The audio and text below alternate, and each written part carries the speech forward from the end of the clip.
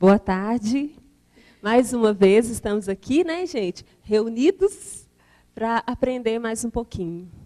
Com a presença muito especial do nosso professor Alexandre Bossi. E essa tarde eu tenho certeza que ela vai ser muito proveitosa para todos nós. Queremos agradecer a participação de todos aqui presentes. E nessa parte da tarde nós temos a Câmara Jovem junto com a gente e também o pessoal da Prefeitura, né, representando a Prefeitura. Muito obrigada a todos. E aos nossos servidores, né? Bom, o Alexandre Bossi, ele é doutor em contabilidade e finanças e especialista em contabilidade pública, consultor da Assembleia de Minas e professor da Escola do Legislativo. E gostaríamos de convidá-lo, então, professor, para começar a sua explanação. Seja muito bem-vindo. Obrigado, Conceição. Boa tarde a todos e a todas. Eu que agradeço o convite para estar aqui nessa tarde. Já fiquei sabendo que é transmitido ao vivo e depois fica gravado no site da Câmara. E essa iniciativa é muito boa, porque é uma forma de disseminar o conhecimento, abrir essa discussão de temas que são caros, que são importantes para o Legislativo, para bom despacho, né? Então, eu agradeço, em nome da Escola do Legislativo, o convite para estar aqui, nesse projeto, que é um projeto já antigo, da Assembleia de Minas, a Escola do Legislativo, que chama Encontros com a Política. Então, sempre que uma Câmara Municipal, ou uma Escola do Legislativo de Câmara Municipal, que é o caso aqui de bom despacho, convida a Escola do Legislativo de Minas, da Assembleia, para participar dessa discussão. Aí tem um grupo de professores que tem muita experiência, né, e que acaba viajando por toda essa Minas Gerais para discutir temas ligados ao parlamento. E o tema que eu vou falar aqui hoje à tarde é fiscalização do recurso público. Como que o vereador pode exercer a chamada função fiscalizadora? Porque todo mundo, quando você pergunta o que faz o parlamento, você perguntar para alguém aqui na rua, o que faz um vereador? O que a pessoa vai responder? Nada, né? Vai falando, não faz nada, não é assim? Mas se pressionar o elemento, o que ele vai falar? Ele vai falar que ele faz lei. A maioria das pessoas costuma falar do vereador, aquele sujeito que faz a lei, né? E tal. Mas, quando você fala das funções do parlamento, a função legiferante, que é fazer leis, é uma das funções. Na verdade, são várias funções que o parlamento tem. As chamadas funções típicas do parlamento são duas, que é justamente legislar e a outra, fiscalizar. Então, o parlamento existe, né, a separação de poderes, porque o parlamento, os vereadores, os deputados, eles têm que fiscalizar a ação da prefeitura, verificar se o recurso da prefeitura está sendo aplicado com lisura, com retidão, se não está tendo desvio, se não está tendo corrupção. Então, essa que é uma das principais funções do parlamento. Além de outras tantas também, a função legiferante, que é fazer leis, tá bom? E para o parlamento exercer essa função fiscalizadora, ele conta com o apoio de um órgão estadual que ajuda no controle de contas públicas. Esse órgão chama Tribunal de Contas. Alguém aqui já ouviu falar do Tribunal de Contas? Todo mundo já ouviu falar do Tribunal de Contas? O Tribunal de Contas é um órgão, né, que todo o estado da federação tem, Minas Gerais, Paraíba, Pará, todo lugar tem, e que é um órgão que ajuda os parlamentos, é até considerado, né, um órgão do poder legislativo, que ajuda o parlamento na sua função fiscalizadora, na sua função de acompanhar os gastos públicos, essa coisa toda.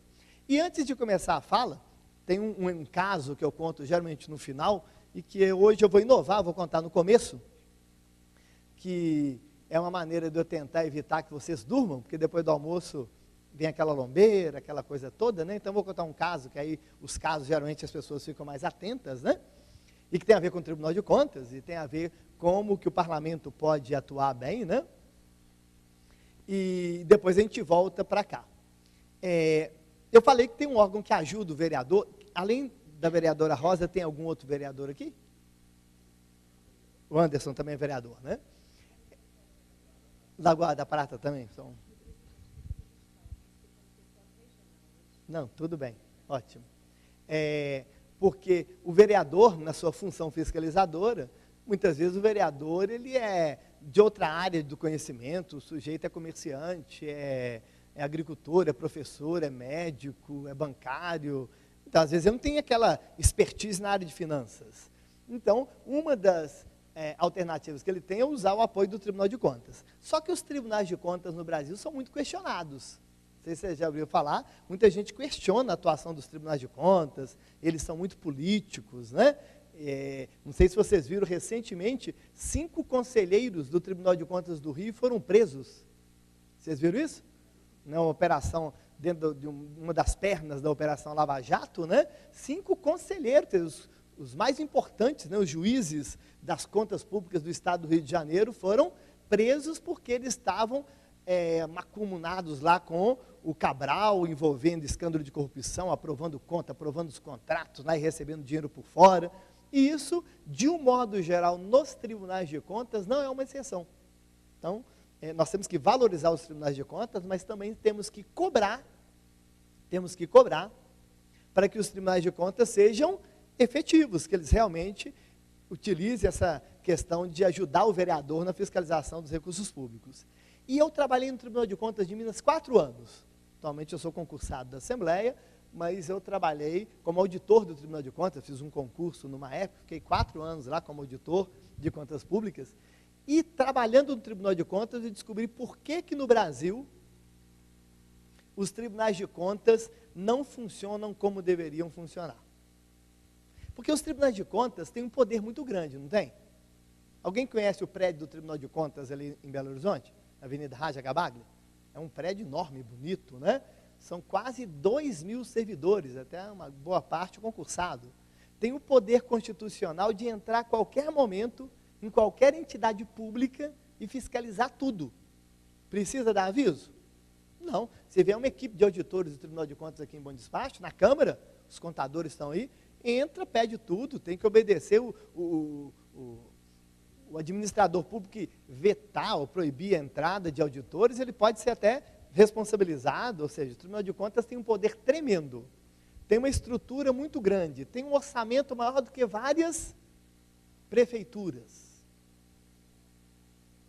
Por que será que ele funciona de forma tão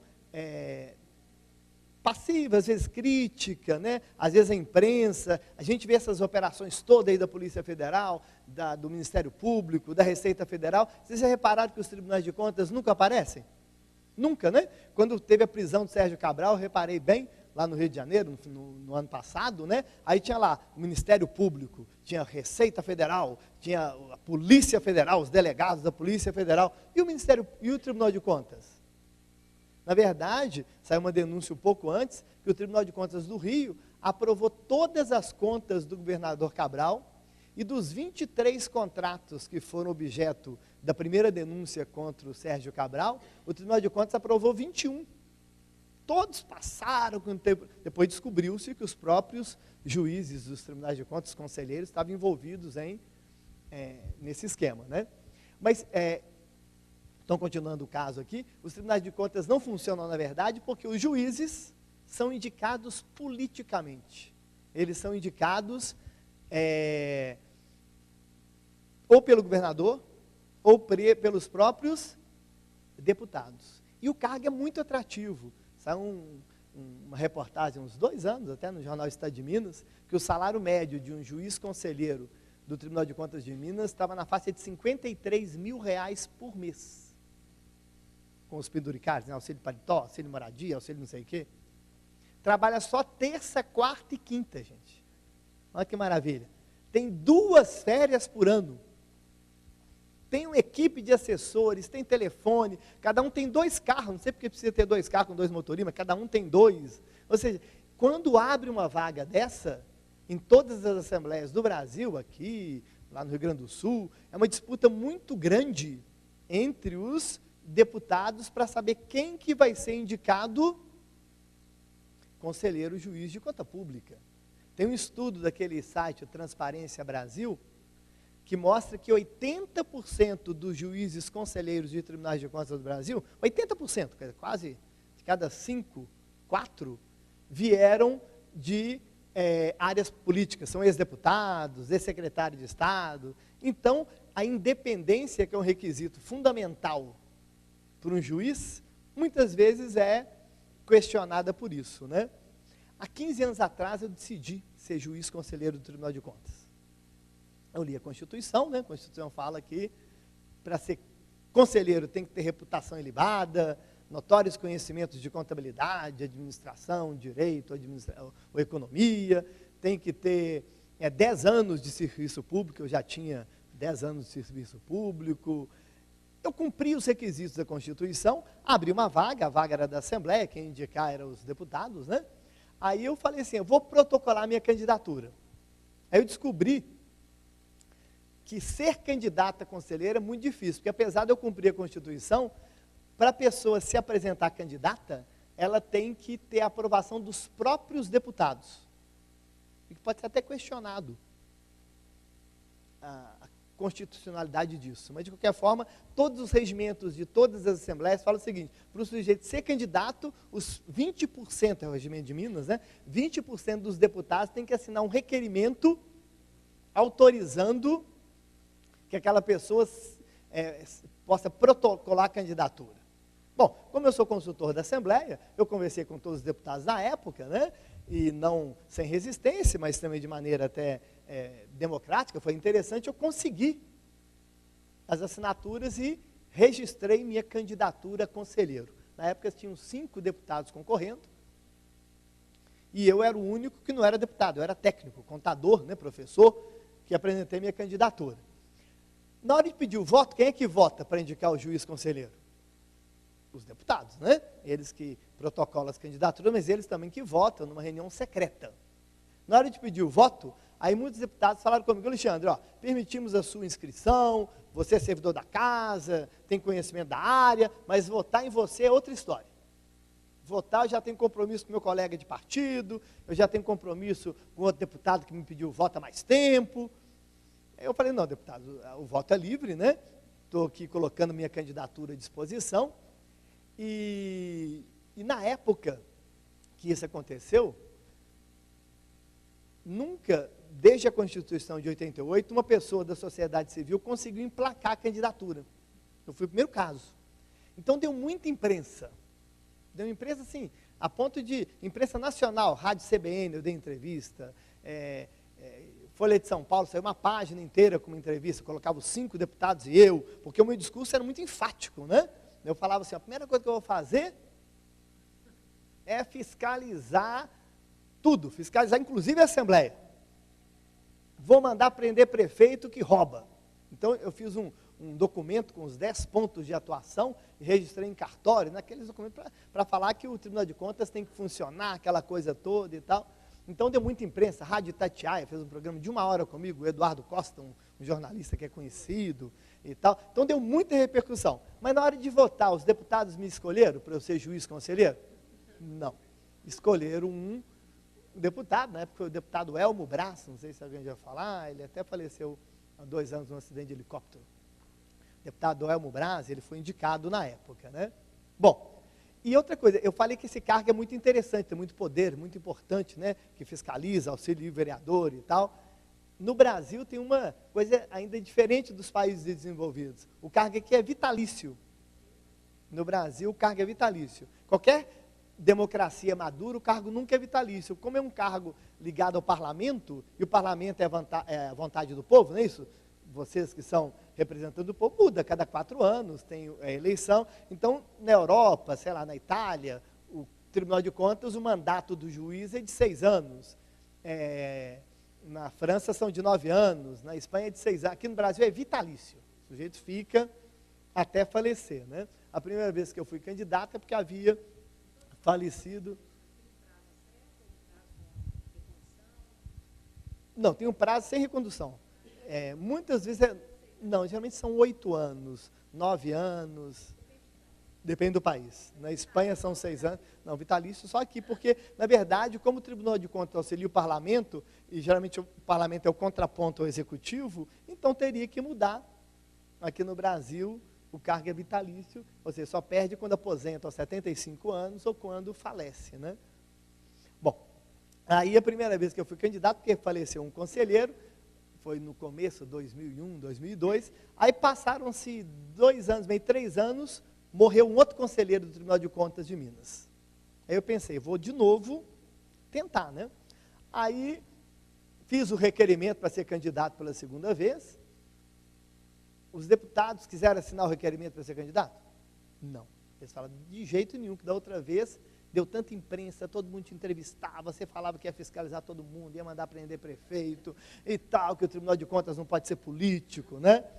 Aí os deputados da Casa Legislativa de Minas, onde eu trabalho inclusive, né, ficaram meio assim, mas no frigir dos ovos, eles acabaram assinando o requerimento e eu fui candidato pela segunda vez. E é legal ressaltar que a Assembleia de Minas, como todas as assembleias têm as suas indicações, mas ela foi extremamente democrática, permitindo que um cidadão, que não é parlamentar, pudesse protocolar a candidatura. Então, vocês sabem que as conquistas, elas vão passo a passo, a gente consegue um espaço aqui, né? Então, eu acho que num processo de melhora, eu acho que a Assembleia de Minas até deu um exemplo e saiu na frente. Aí eu fui candidato pela segunda vez. Na época tinham 3 deputados concorrendo. Eu fui indicado? Não, senão a Conceição teria me apresentado aqui como conselheiro do Tribunal de Contas de Minas, né? Não fui indicado. Na época, eu tive 1 voto só, vocês acreditam? Da primeira vez eu tive 4 votos. Dos 77 deputados, 4 votaram em mim. Da segunda vez, só 1 deputado votou em mim e os outros dividiram os votos, tinham 3 deputados concorrendo. Aí quem ganhou foi o Vanderlei Ávila. Hoje é até conselheiro lá, foi deputado há muito tempo e tal. Bom, aí passou mais 1 ano, morreu outro conselheiro. Morreu 3 mais ou menos seguidos, né? Aí eu falei, vou protocolar de novo a minha candidatura. Consegui protocolar? Com muito custo, né? Que os deputados já ficavam meio assim, porque toda a imprensa pegava aquilo que é novidade, o meu discurso, que é um discurso mais incisivo. Eu, na época, na terceira vez, eu já tinha até o doutorado, a minha tese de doutorado é sobre controle e tribunais de contas, então eu tenho muito conhecimento da área, né? Mas, de qualquer forma, eu consegui de novo ser candidato, muita discussão, sabatina, TV, jornal, imprensa, aquela coisa toda, e eu tive de novo 1 voto. Só tinha 1 deputado, que era muito simpático, que ia para a tribuna, que falava que era um absurdo, tinha que colocar o técnico no Tribunal de Contas e tal. Bom, aí só 1 deputado que votava em mim. Aí passaram-se mais 2 anos, de 2006 para 2007, aposentou. Morreu não, já está querendo matar. A outra ali já quer matar todos, já quer matar todo mundo. Não, aposentou. Só que a vaga não era da Assembleia, a vaga era do governador. Eu não sei se eu comentei no começo, né, que a vaga dos tribunais de contas são 7, tá? Todo tribunal de contas do Brasil, aqui, do Rio de Janeiro, de São Paulo, são 7. 4 são indicados pela Assembleia, 1 indicado pelo governador de livre escolha, pode indicar quem que ele quiser, e 2, são os 2 cargos mais, assim, técnicos, são de dentro do próprio Tribunal de Contas. É um membro do Ministério Público, que foi concursado, né? Ou então um membro da auditoria substituta, do conselheiro substituto, que é concursado. Mas das vagas, digamos, políticas, digamos assim, 4 são do parlamento e 1 é do governador. E esse que aposentou, não morreu, não aposentou, ele tinha sido indicado há muito tempo atrás por um governador chamado Hélio Garcia, governador antigo, que algumas pessoas devem lembrar. Então a vaga que abriu, né, porque ele aposentou, era do governador em exercício, que na época era até o governador Aécio Neves. Aí eu pensei, bacana, né, o Aécio é um cara novo, quer ser presidente, vou falar para o Aécio me indicar. O Aécio me indicou? Não. Bati campainha lá, no Palácio da Liberdade, cheguei a falar até com secretários de Estado, falando que eu era uma boa indicação, né, contador e tal. Mas o Aécio, na verdade, indicou a mulher do vice-governador. Na época, o vice-governador era o Clésio Andrade. Aí, ele indicou a Adriene Andrade, que até é conselheira hoje, né? Que era mulher do vice-governador. Teve até uma discussão na Assembleia, porque ela não cumpriu os requisitos da Constituição. A Constituição, ela fala que a pessoa tem que ter 10 anos de experiência, não é isso? E ela era recém-formada, tinha só um ano de formada, e se pegasse toda a experiência dela na área pública, somando tudo, isso aí foi até debatido na sabatina da Assembleia, foi muito claro, tudo pela televisão, a imprensa falou muito sobre isso, né? Dava 8 anos e 7 meses. Então, descumpria um requisito da própria Constituição, né? Mas não teve jeito. No Brasil, tem uma coisa que chama presidencialismo de coalizão, certamente nas câmaras acontece, não sei aqui em Bom Despacho, né? Que o executivo tem muita força, né? no parlamento, para aprovação de projetos, para definir sua agenda. Então, nos estados é assim, então o governador tem muito peso, né? Na época, o que saiu no jornal é que ela seria candidata a senadora, na verdade ela foi lançada candidata a senadora, tudo bom? E o governador teve que fazer um acordo com Eliseu Rezende, aí ela foi indicada para o Tribunal de Contas. Tudo isso que eu falo, viu, que está sendo até gravado aqui, é tudo público. Vocês conhecem o Google? Conhecem a internet? Então está tudo lá, não tem nada assim secreto, está tudo muito discutido. Ainda bem, né? Estamos numa democracia onde tudo é muito livre, podemos acompanhar tudo que acontece, isso é muito bom, né? Até para a gente poder avançar. Então tudo é público.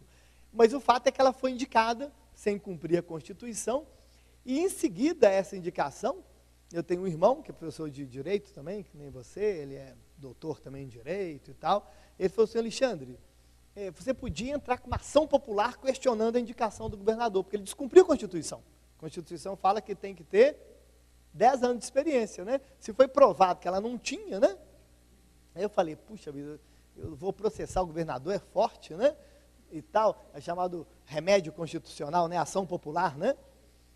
Aí o meu irmão falou o seguinte: se você não entrar, entro eu. E meu irmão entrou na justiça, vejam só, processando o governador, o vice-governador, o presidente do Tribunal de Contas que deu posse, e ainda 14 deputados que participaram da sabatina, todo mundo no banco dos réus, sabe?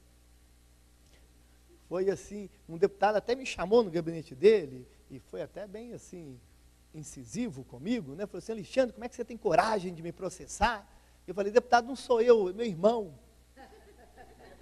E o nome é igual, né? Meu nome é Alexandre Bossi Queiroz, já está até ali, né? Meu irmão é Amaro Bossi Queiroz, e eu já tenho esse histórico de lutar por tribunais de contas independentes, né? E tal. Hã? Como? Ele é professor, já teve aula com ele, né?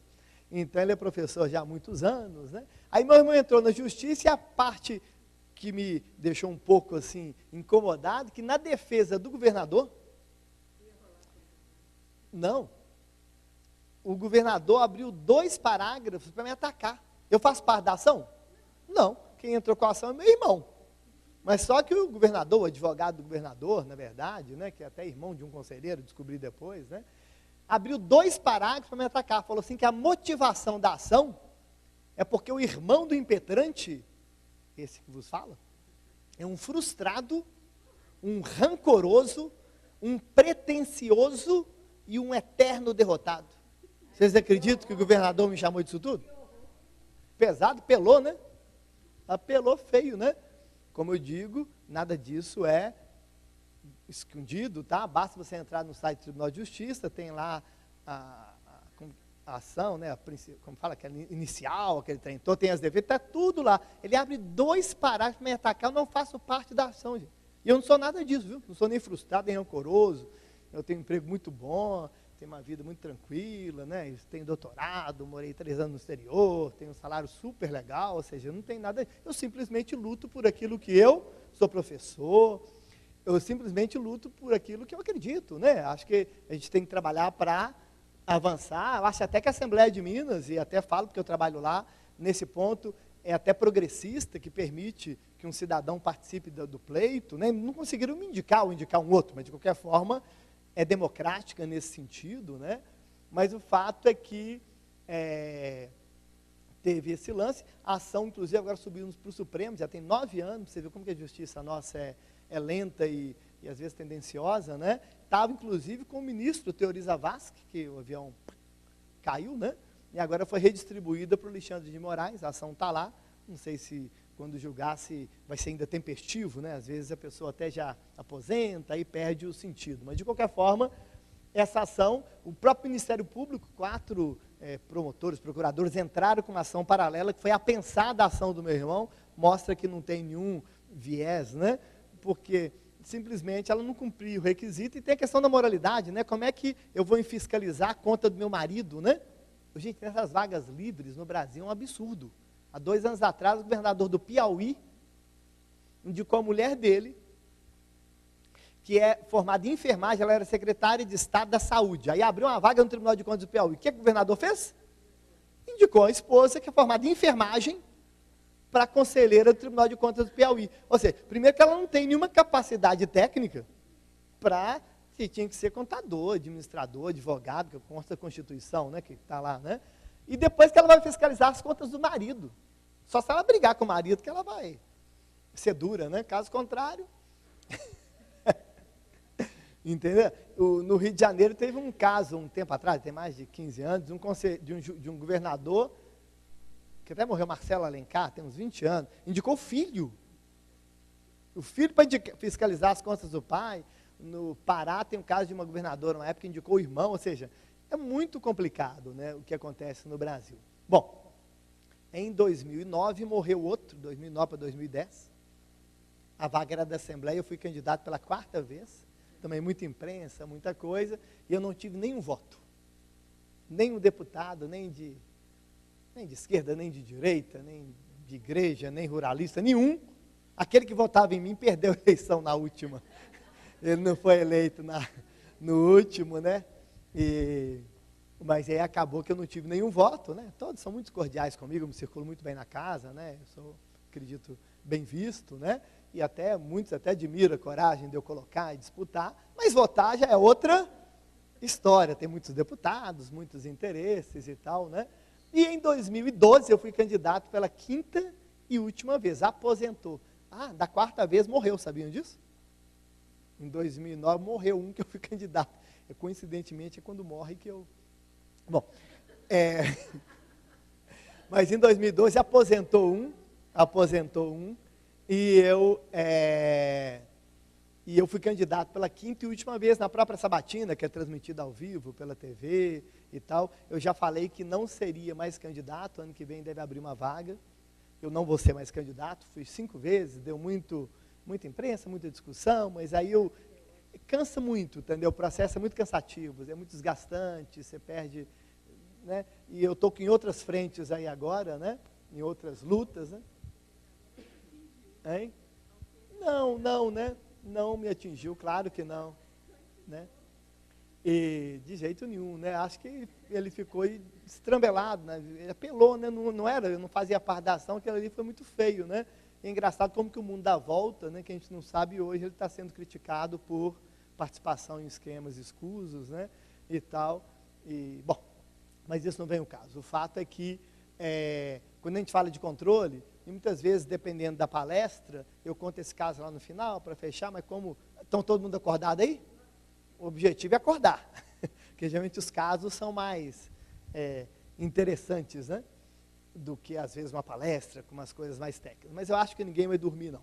Mas, então, lembrem que os tribunais de contas, eles são importantíssimos, tá? E quando eu conto esse caso de participação, é para mostrar da valorização dos tribunais, não é para, digamos, desmerecê-los, não. A gente tem que mudar, porque no mundo desenvolvido é diferente. Aqui no Brasil, os critérios de indicação, não tenha dúvida, quando a gente vê esses conselheiros do Rio preso, todos esses escândalos, 80% de conselheiros com viés político, 43% dos conselheiros respondem a algum inquérito, gente. Então isso aí tem que mudar, e a gente está avançando para mudar. Agora, os tribunais de contas são importantíssimos, e vocês vereadores e os assessores aqui, os futuros vereadores, tem mais é que cobrar os tribunais de contas, acompanhar, usar os tribunais de contas, valorizá-los, até para que eles possam exercer com firmeza o seu papel. Se tiver algum viés político, questionar na questão da prestação de contas do prefeito, né, que a gente sabe que muitas vezes é muito criticado, né, mas de qualquer forma os tribunais de contas são ferramentas importantes de apoio à função fiscalizadora do parlamento. Bom, eu vou passando aqui. Tem essa frase aqui, é uma frase antiga, foi escrita há mais de 10 anos por um contador, Stefan Kanitz, Ele até articulista, era articulista daquela revista Veja.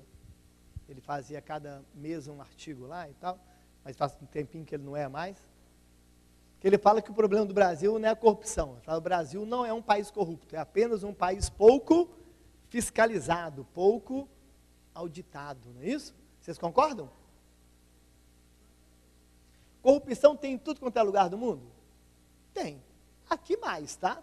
Porque é um país com pouca fiscalização e também tem a questão da própria educação, a própria questão da cultura do controle social, aqui ainda está começando.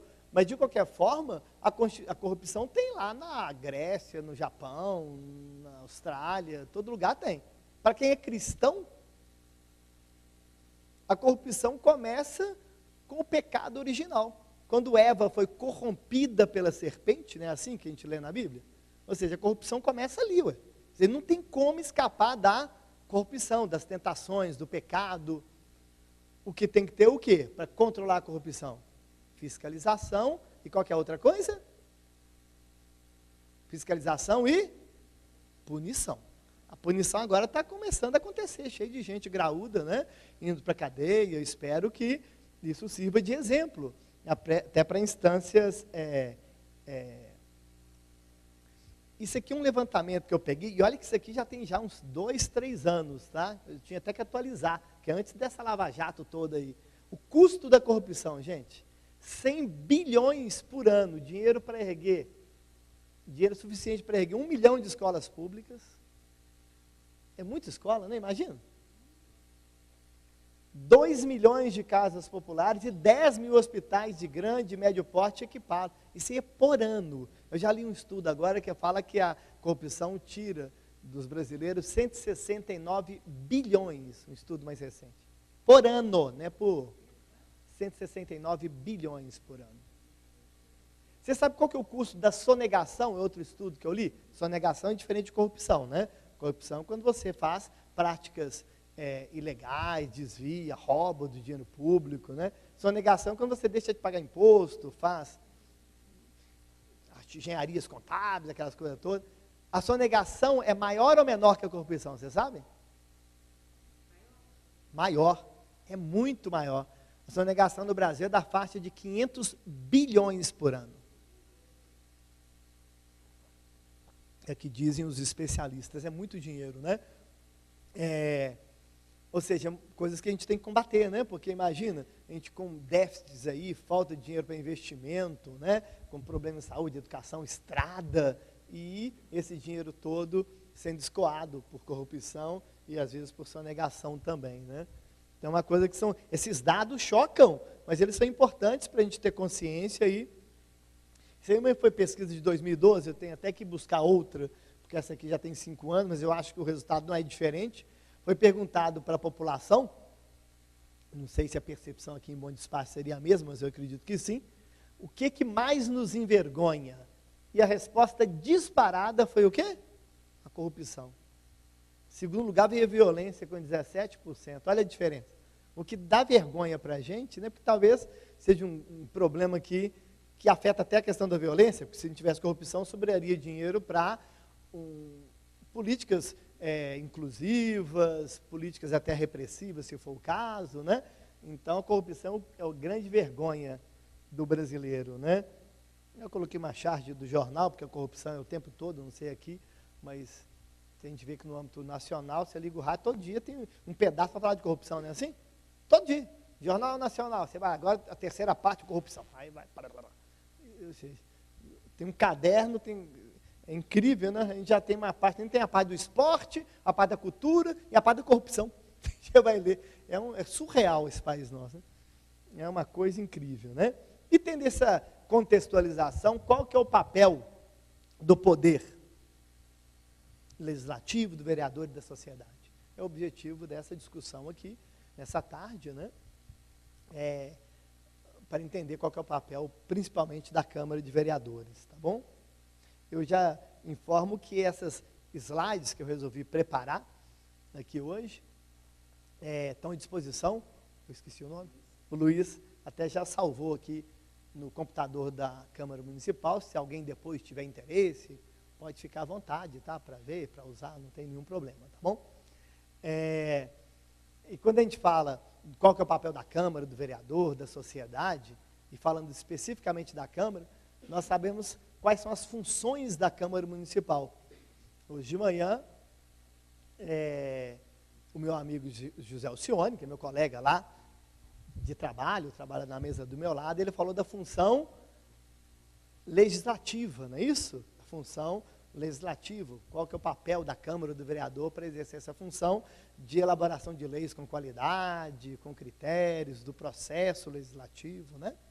Tem outras funções, assessoramento, julgadora, e tem outras tantas ainda, educadora, né? A função educadora. E a função que nos compete tratar aqui agora, que eu acho talvez a mais importante, é a chamada função fiscalizadora.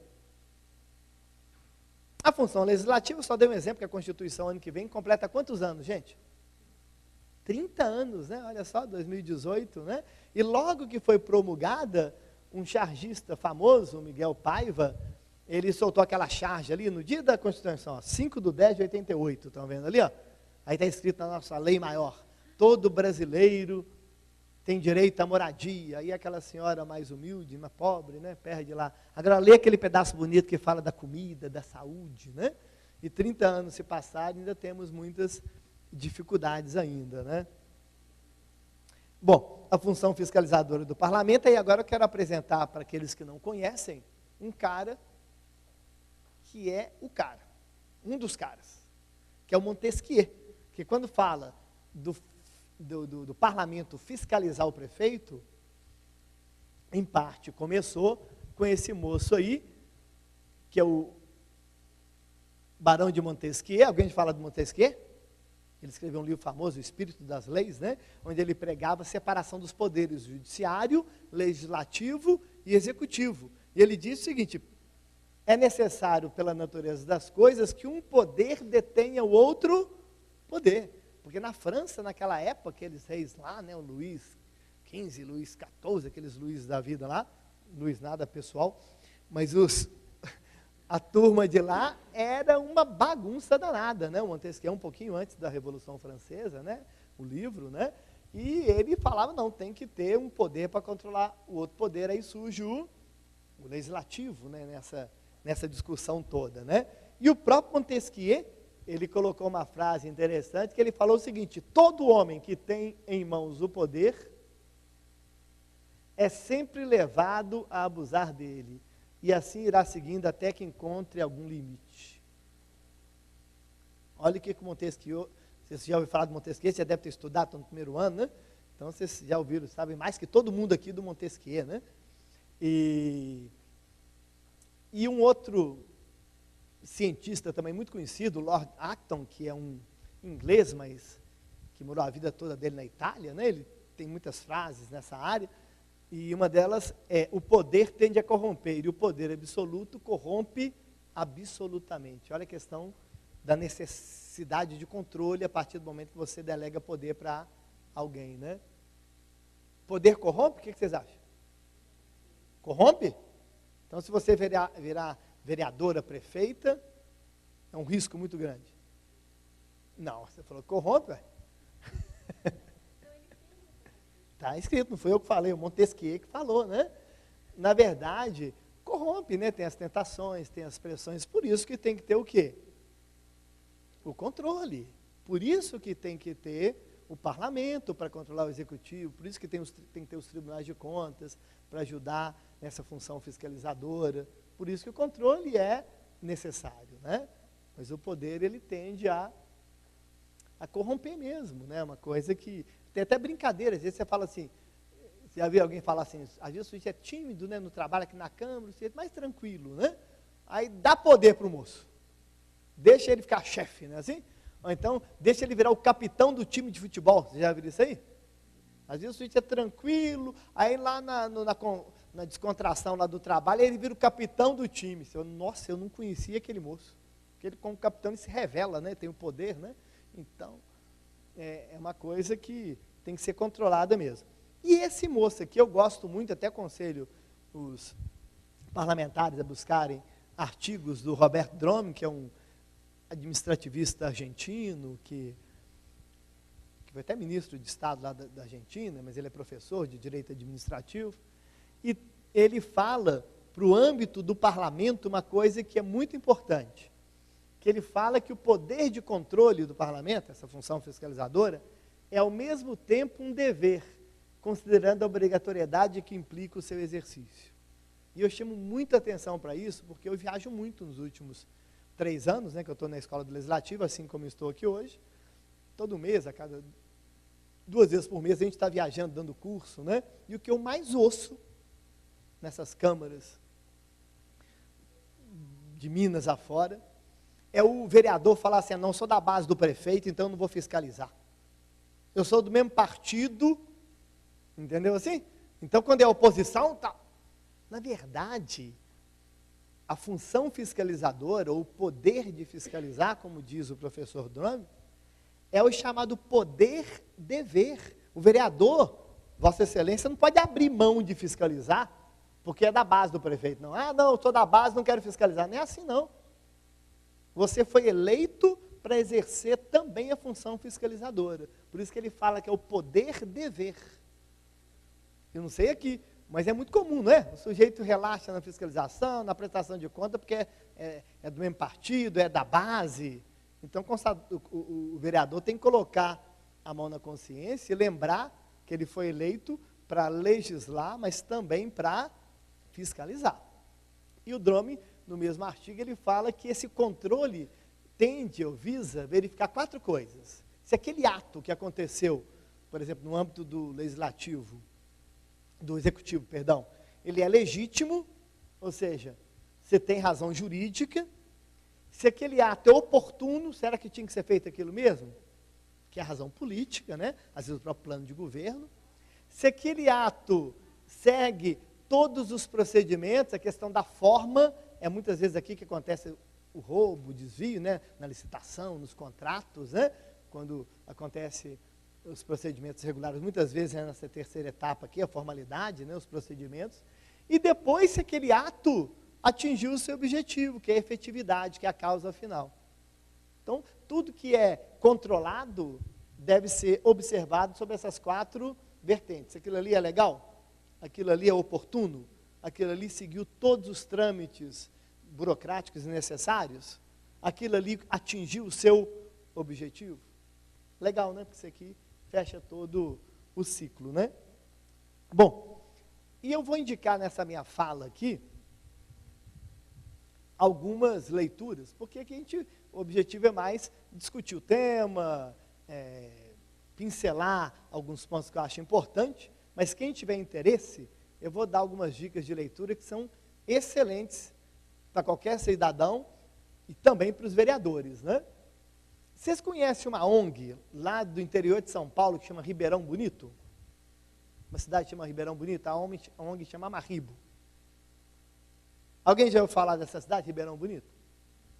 Essa cidade é bacana, esse exemplo aí. Tem até um vídeo, se você procurar na internet, naquela Globo News, sabe aquele canal, TV a cabo, Globo News? Eles fizeram um programa daquele Cidades e Soluções, que conta o caso dessa cidade no interior de São Paulo, onde a população resolveu abraçar a causa da fiscalização junto com a Câmara. Não digo a princípio que os vereadores quisessem muito, mas a população foi tão enfática e que os vereadores entraram no barco do controle. Então, os vereadores também lá são extremamente ativos, fiscalizadores e tal.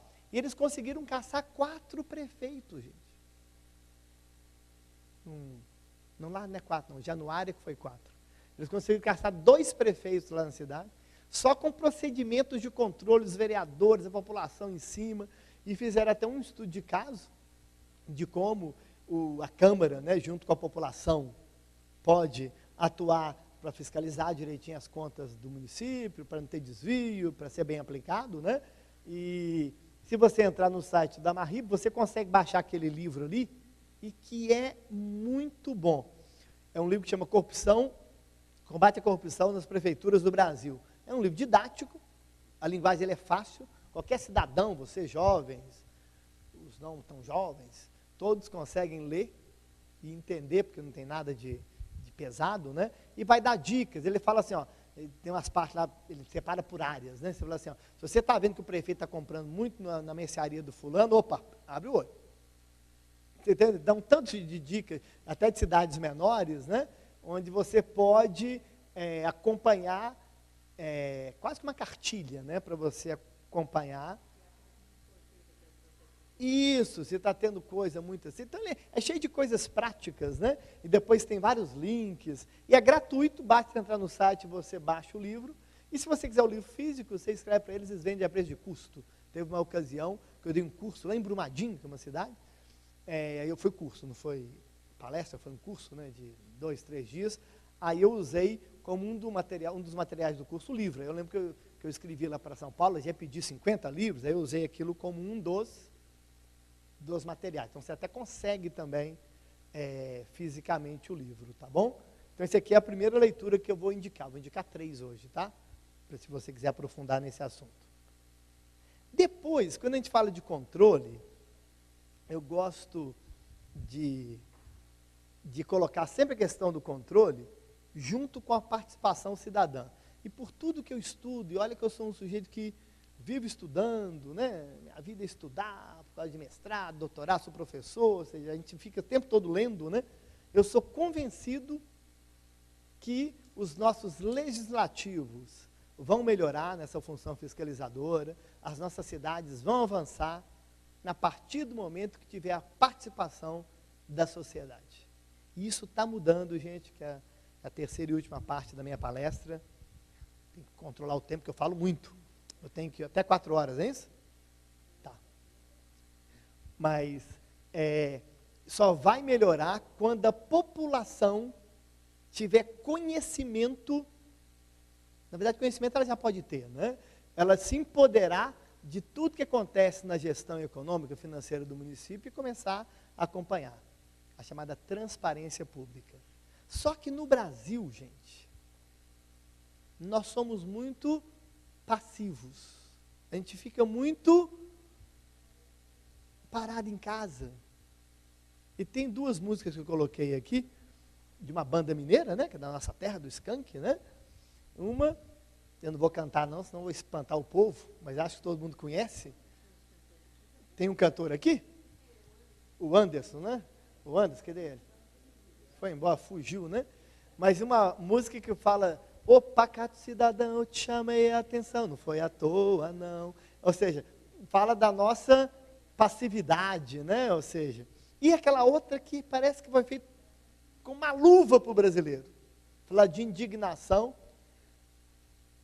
que todo mundo fica indignado, a massa fica indignada, todo mundo indignado, duro de indignação, mas a nossa indignação é como uma mosca sem asas que não ultrapassa a janela de nossas casas. Vocês já viram essa música?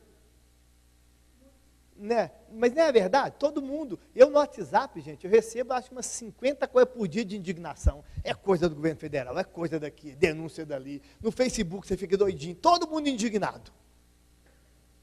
Mas essa indignação tem que ser transformada em ação.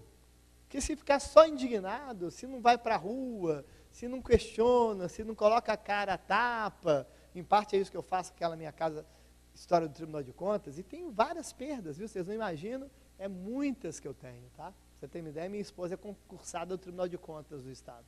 Ela paga por uma coisa que ela não fez, por eu questionar isso tudo. Vocês não imaginam. Paga assim, de ser transferida, ela tem mestrado, logo que eu comecei a encrencar, ela foi transferida para o setor de aposentadoria, que é o setor mais obscuro do Tribunal de Contas. Não que não seja importante, mas uma pessoa que era chefe, ficou grávida da nossa segunda filha, eu sou um cara, então ela, ainda bem que ela me ama, né, está comigo até hoje. Porque imagina, era até motivo de justa causa, né, de separação, né? Então, tem muitos, até na própria Assembleia, tem algumas coisas que acontecem, né, e tudo, mas a gente tem que fazer alguma coisa, senão nada acontece, né, nada acontece. Então, eu acho que o controle social, a participação nossa é fundamental. Só que agora a gente está com a faca e o queijo na mão e daqui a pouquinho eu vou mostrar para vocês, tá? A gente está com a faca e o queijo na mão porque está acontecendo umas coisas aí. Agora, o vereador, ele tem como exercer essa função fiscalizadora? Tem. Tem muito vereador que fala assim, mas que é difícil, que eu não entendo muito de orçamento, as contas públicas e tal. Quais são as ferramentas que eu posso usar? Até coloquei aquela imagem ali, ó. O que não falta é ferramenta, estão vendo ali? Tem pincel, martelo, marreta, para-chave de fenda. Ou seja, o cara tem 1001 opções para exercer a função fiscalizador. Se ele quiser, ele exerce. Eu vou passar rapidamente algumas aqui.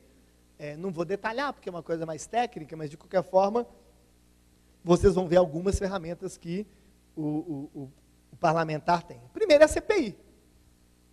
Já ouviu falar da CPI? Aqui na Câmara já teve alguma CPI? Ano passado? Ano passado, né?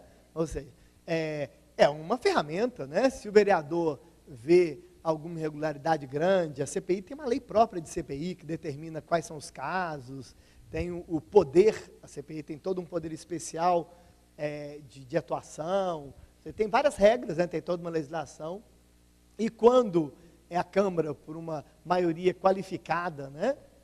Com requerimento de 1/3 dos membros e tal, resolvem abrir uma CPI, não deixa de ser um processo fiscalizador.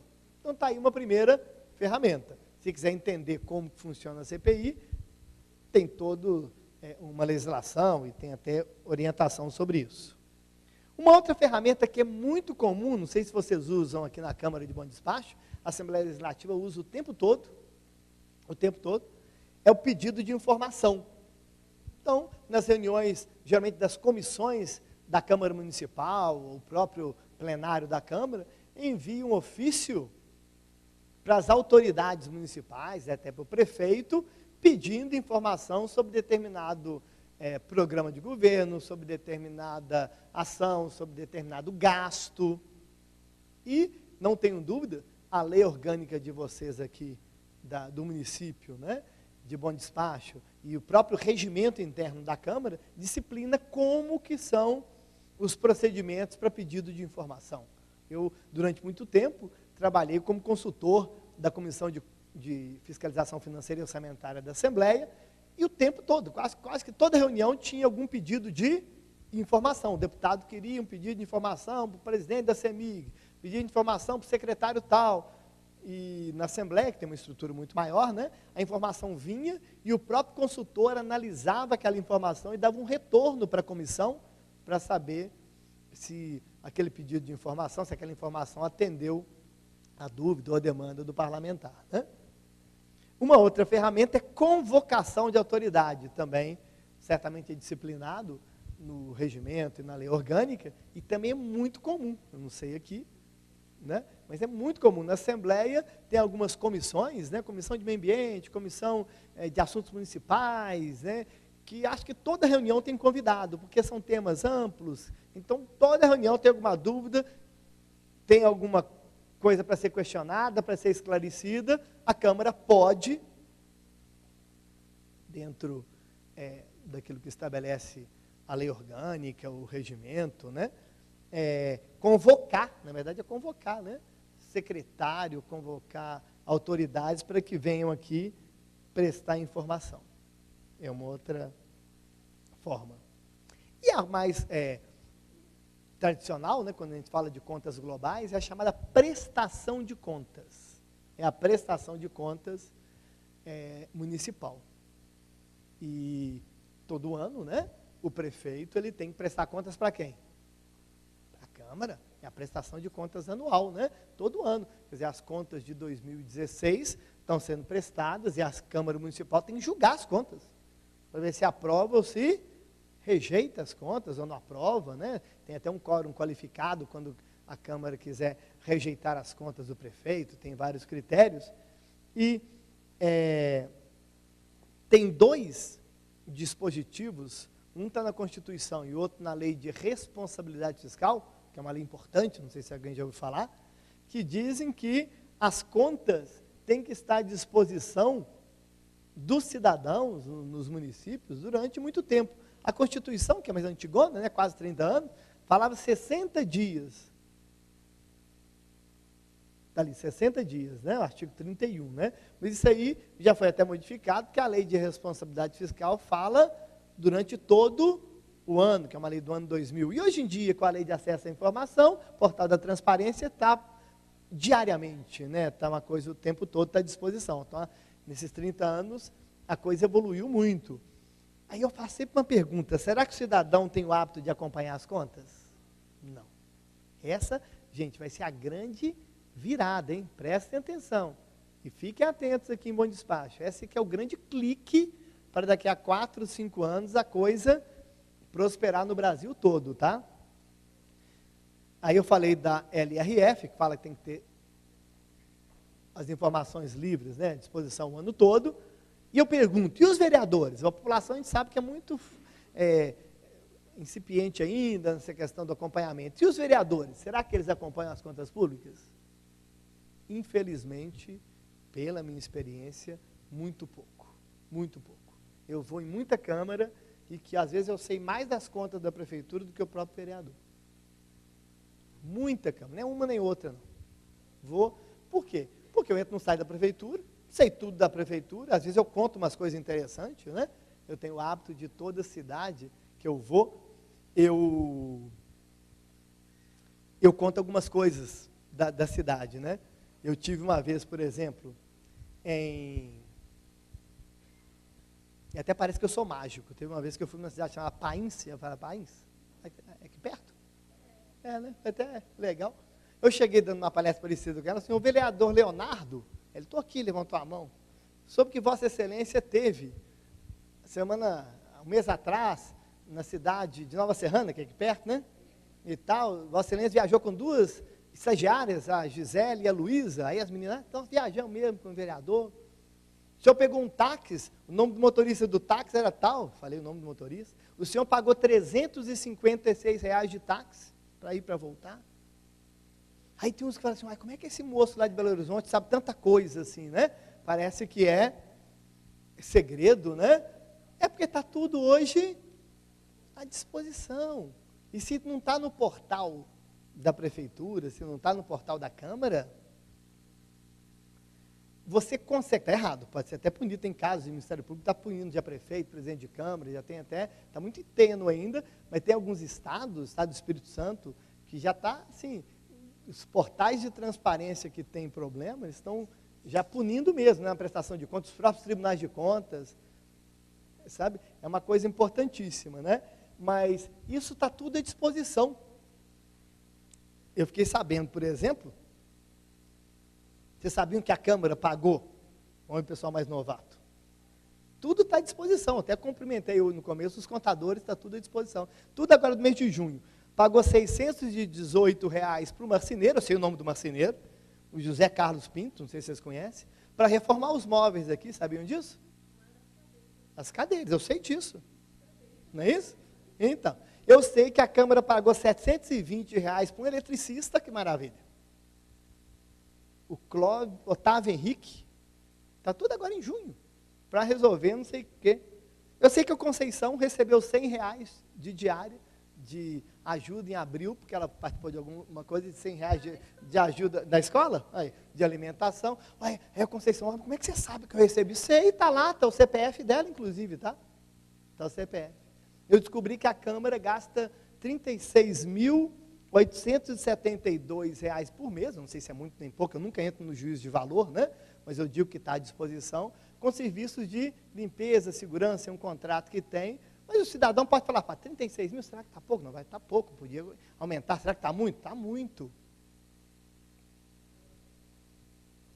Da prefeitura eu sei muita coisa também, sabia?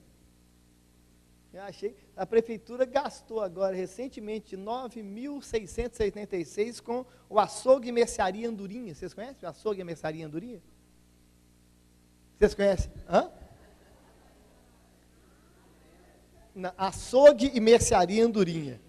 Sabe o que foram esses R$8.826? Comprando café. Olha que beleza. Café. Para a Secretaria de Estado da Educação. Ou seja, eu sei tudo. Não estou falando que é muito café, nem que é pouco café. Não sei nem quantos professores tem. Os meninos estão aqui, viu? Você pode saber que o professor da sua escola toma café, não sei se você toma, que foi comprado na mercearia Andorinha. Tá bom? Você já pode saber que o café que você toma, você qualquer marca, né? Mas se entrar no histórico, talvez até tenha, né? no histórico. Eu sei que comprou café, até fala a quantidade, esqueci, não sei se quantos quilos. Eu sei que dura para 6 meses, ou seja, está tudo à disposição, gente. Pagou para Adriana Freitas um aluguel de R$ 2.287. Ela aluga alguma casa aqui de 2.000 para assistência social, não sei nem o que é essa Adriana Freitas. Eu não sei se o aluguel está barato ou está caro, mas está lá. Vocês estão entendendo o que eu estou falando? Então, nós podemos dar um grande passo a partir do momento que o vereador e que a população se derem conta que tudo isso está disponível o tempo todo nos sites, tanto da Câmara quanto da Prefeitura. Tudo. E digo, se você não consegue a informação no site da Prefeitura, que às vezes não atualiza, tem alguns lugares mais complicados, que aí tem que entrar fiscalização, Ministério Público, multa, mas vai acabar isso aí rapidinho, já vai melhorando. Acho que daqui a 1, 2 anos a coisa já vai entrar nos eixos, mesmo aqueles que são ruins vão estar melhores. Vou elogiar aqui a Prefeitura e a Câmara. Eu falo mesmo, a Câmara está de parabéns, viu? A Prefeitura está bem, mas a Câmara, top. Um dos sites mais legais. Não sei se os contadores fazem isso e tal, mas top mesmo, você sabe tudo. Nem eu estou falando, estou provando que eu sei, né? A transparência é total. Às vezes tem aquilo que a gente estava conversando ali no começo, a linguagem é muito ainda o chamado contabilês, o orçamentês. Vocês conhecem o orçamentês? Economês. Alguém fala do economês? Então, o ideal é que tudo isso seja traduzido para o português, né? Mas mesmo assim, a pessoa que tiver um pouco de dedicação, né, que quiser ver, ela entra lá, sai lá despesa e tal, entra em contas, consegue achar tudo. Eu acho que talvez o grande passe, por isso a área financeira da Câmara é importante, né, é justamente dar uma linguagem, uma acessibilidade mais fácil, né? Tem estudos, inclusive, que eu já vi, científicos, de quantos cliques eu necessito para acessar uma informação. Já vi estudos ligados à Bolsa de Valores, né? O ideal é que o cidadão que queira saber qual que é o nome da escola que vocês estudam? É estadual, municipal, privada? Privada? Então não cabe. A sua é pública? Qual que é o nome da sua escola? Você sabe quanto que ela recebe por... É municipal ou estadual? Hein? Estadual, né? Se você entrar no site do Estado, você vai saber direitinho quanto que a sua escola recebe, quanto que ela gasta com o professor, quanto que ela gasta com merenda. Você já teve curiosidade de saber isso aí tudo? Não sabe onde procurar. Bom, mas tá. Então, isso aí que ela está falando é o que talvez seja necessário, talvez um passo. Eu, inclusive, costumo recomendar, vocês três que são parlamentares aqui, e já tem algumas experiências no mundo e até no Brasil, de desenvolver aplicativos para celular, porque hoje todo mundo tem celular, concorda? A juventude está toda aí, eu mesmo que não sou tão jovem, o celular é um negócio necessário, né? E nem é tão caro. Tem gente que fala assim, que eu vou desenvolver, não é caro não, para falar a verdade, é até bem barato, sabe?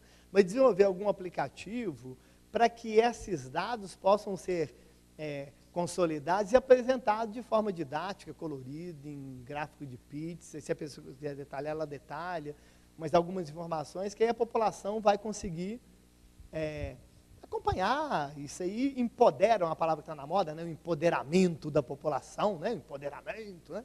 Mas isso aí, a partir do momento que você empodera a população e favorece a transparência, aí você consegue avançar na democracia. A transparência é um grande fator para isso que você está falando, que é o questionamento. Entendeu? Então, a partir do momento que agora, se as coisas não são transparentes, mas quando eu falo que é o grande clique, que eu acho que o Brasil vai dar uma virada, porque já é transparente. Há 5 anos atrás, quando eu comecei a fazer esses estudos, e eu comecei a dar aula até na Assembleia, há 4 anos, né, eu não via isso que tem hoje. Eu tenho até vivido muito isso, né? Há 4 anos atrás não era tão transparente. Como que mudou, entendeu? Hoje eu vou em toda a prefeitura, por causa da lei de acesso à informação, que é de 2011, mas que foi regulamentada em 2012, então é muito recente, né?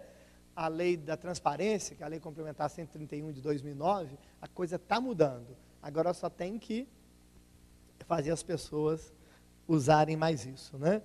Aí tem a questão da prestação de contas. Eu ressalto aqui o papel do Tribunal de Contas, é importante, tá? Porque nas contas gerais do Executivo, o Legislativo tem um grande órgão para assessorá-lo, que é o Tribunal de Contas. Tem que usar, viu, gente? Quando eu conto aquele caso que eu critico, né, até a formação política, uma coisa é uma coisa, outra coisa é outra coisa. Tem que cobrar do Tribunal de Contas. Uma grande coisa que aconteceu para o nosso avanço, vocês viram que naquela questão das pedaladas fiscais, o Tribunal de Contas da União ficou muito na mídia. Vocês viram o TCU, toda hora e tal. Critico o TCU também, tá? Tem um ministro do TCU que está na lista do Fachin, Vital do Rego. Ministro do TCU citado por esquema de corrupção. E tem outros, o Nardes mesmo foi o relator da CPI, você pegar a ficha corrida dele, é uma coisa. Agora, independente disso, concordo que o TCU fez um trabalho técnico das pedaladas. O que aconteceu? Independente da questão política, se aconteceu em governos anteriores, não interessa, o fato é que também aconteceu. E o TCU acabou tendo mais visibilidade, não foi? A própria prisão dos conselheiros do Tribunal de Contas do Rio não deu uma visibilidade muito grande, ficou na mídia nacional durante um tempão, até hoje está. Então, os tribunais de contas, eles têm que ser cobrados, usados pelos vereadores, dado denúncia, consulta, porque é uma forma de dar visibilidade a esses órgãos, até para que a gente possa avançar. Entendeu? Os tribunais de contas têm que ser valorizados, cobrados, questionados, se for o caso, porque senão a gente não avança. Tá? Então, ó, o Legislativo delega ao Tribunal de Contas a incumbência de auxiliá-lo nessa função fiscalizadora, né? O Tribunal de Contas manda um relatório para o deputado, para o vereador, né? Para poder votar as contas da prefeitura, que é aquela votação global, tá? A votação global, que é uma votação até política. E quando a gente fala de transparência, eu estou acabando, já até adiantei isso aqui nas minhas falas anteriores, né? Tem 3 leis que estão causando uma grande revolução. Tem o poder de causar uma revolução para melhorar esse nosso país que a gente ama tanto. São essas 3 aí. A lei de responsabilidade fiscal, que é de 2000. A lei da transparência, essa aí foi bacana demais, é uma lei complementar. A lei Capiberibe, né, por causa do nome do senador lá do Amapá, né, que foi um dos idealizadores, né, a lei complementar 131. E a lei de acesso à informação, que é a lei mais conhecida, né, e que diz que qualquer cidadão pode ter acesso, não tem nada da administração pública que é confidencial, que é escondido. Se você pedir alguma informação e o prefeito, o vereador falou assim, não, isso aqui é sigiloso, não existe. Só tem os casos que existem na lei, né? Tem até acessar as informações, sei lá, de guerra, de segredo de Estado, mas de um modo geral, a regra é que é público, o dinheiro é nosso, então não tem nada a ser escondido, né? E essa lei disciplina muito bem isso, né? E fala até da questão dos portais da transparência, e isso aí é uma grande revolução. Vocês conhecem essa igreja aí? Linda, né? Bonita essa foto, né? Como estamos, é que eu costumo, toda vez que eu faço uma palestra numa cidade, dar uma navegada, né? Às vezes com mais tempo, outras não com tanto tempo, das contas do município, que eu ficar sabendo tudo, porque o orçamento, gente, é a vida do município, sabia? Ou de uma empresa privada também. Quando você tem um orçamento, você sabe tudo o que acontece. Eu soube que foi feita a reforma nos móveis aqui, vocês não ficaram sabendo? Lá de noite, fiquei sabendo, consertar os móveis e tal. Ou seja, você sabe tudo. Então, eu costumo dar uma navegada, né? Esse aqui é o site da prefeitura, não sei quem ainda não entrou, faça. Ele até usa no portal da transparência uma plataforma que é da Confederação Nacional de Municípios, que é uma plataforma única e que eu senti mais dificuldade no site da prefeitura. Tem os dados, mas como usa uma plataforma que é vários municípios, você clica até no estado, da CNM, né? Eu achei que é mais difícil navegar, mas você consegue os dados, com detalhamento que a lei determina, que é CNPJ e CPF. Você sabe o que é CPF, não sabe? CNPJ também, né? Então tá bom. O CPF todo mundo tem. Olha o detalhamento. Eu sei o CPF do sujeito que ganhou dinheiro. É tudo. Eu sei tudo. Entendeu? A lei determina. Então, você acha lá até o mês de maio, né, na prefeitura, você clica lá, mas é um pouco difícil para voltar. É a tal da, a gente estava falando ali, da acessibilidade, da navegabilidade. Você volta, aí você tem que voltar lá para trás e tal, mas você consegue, né?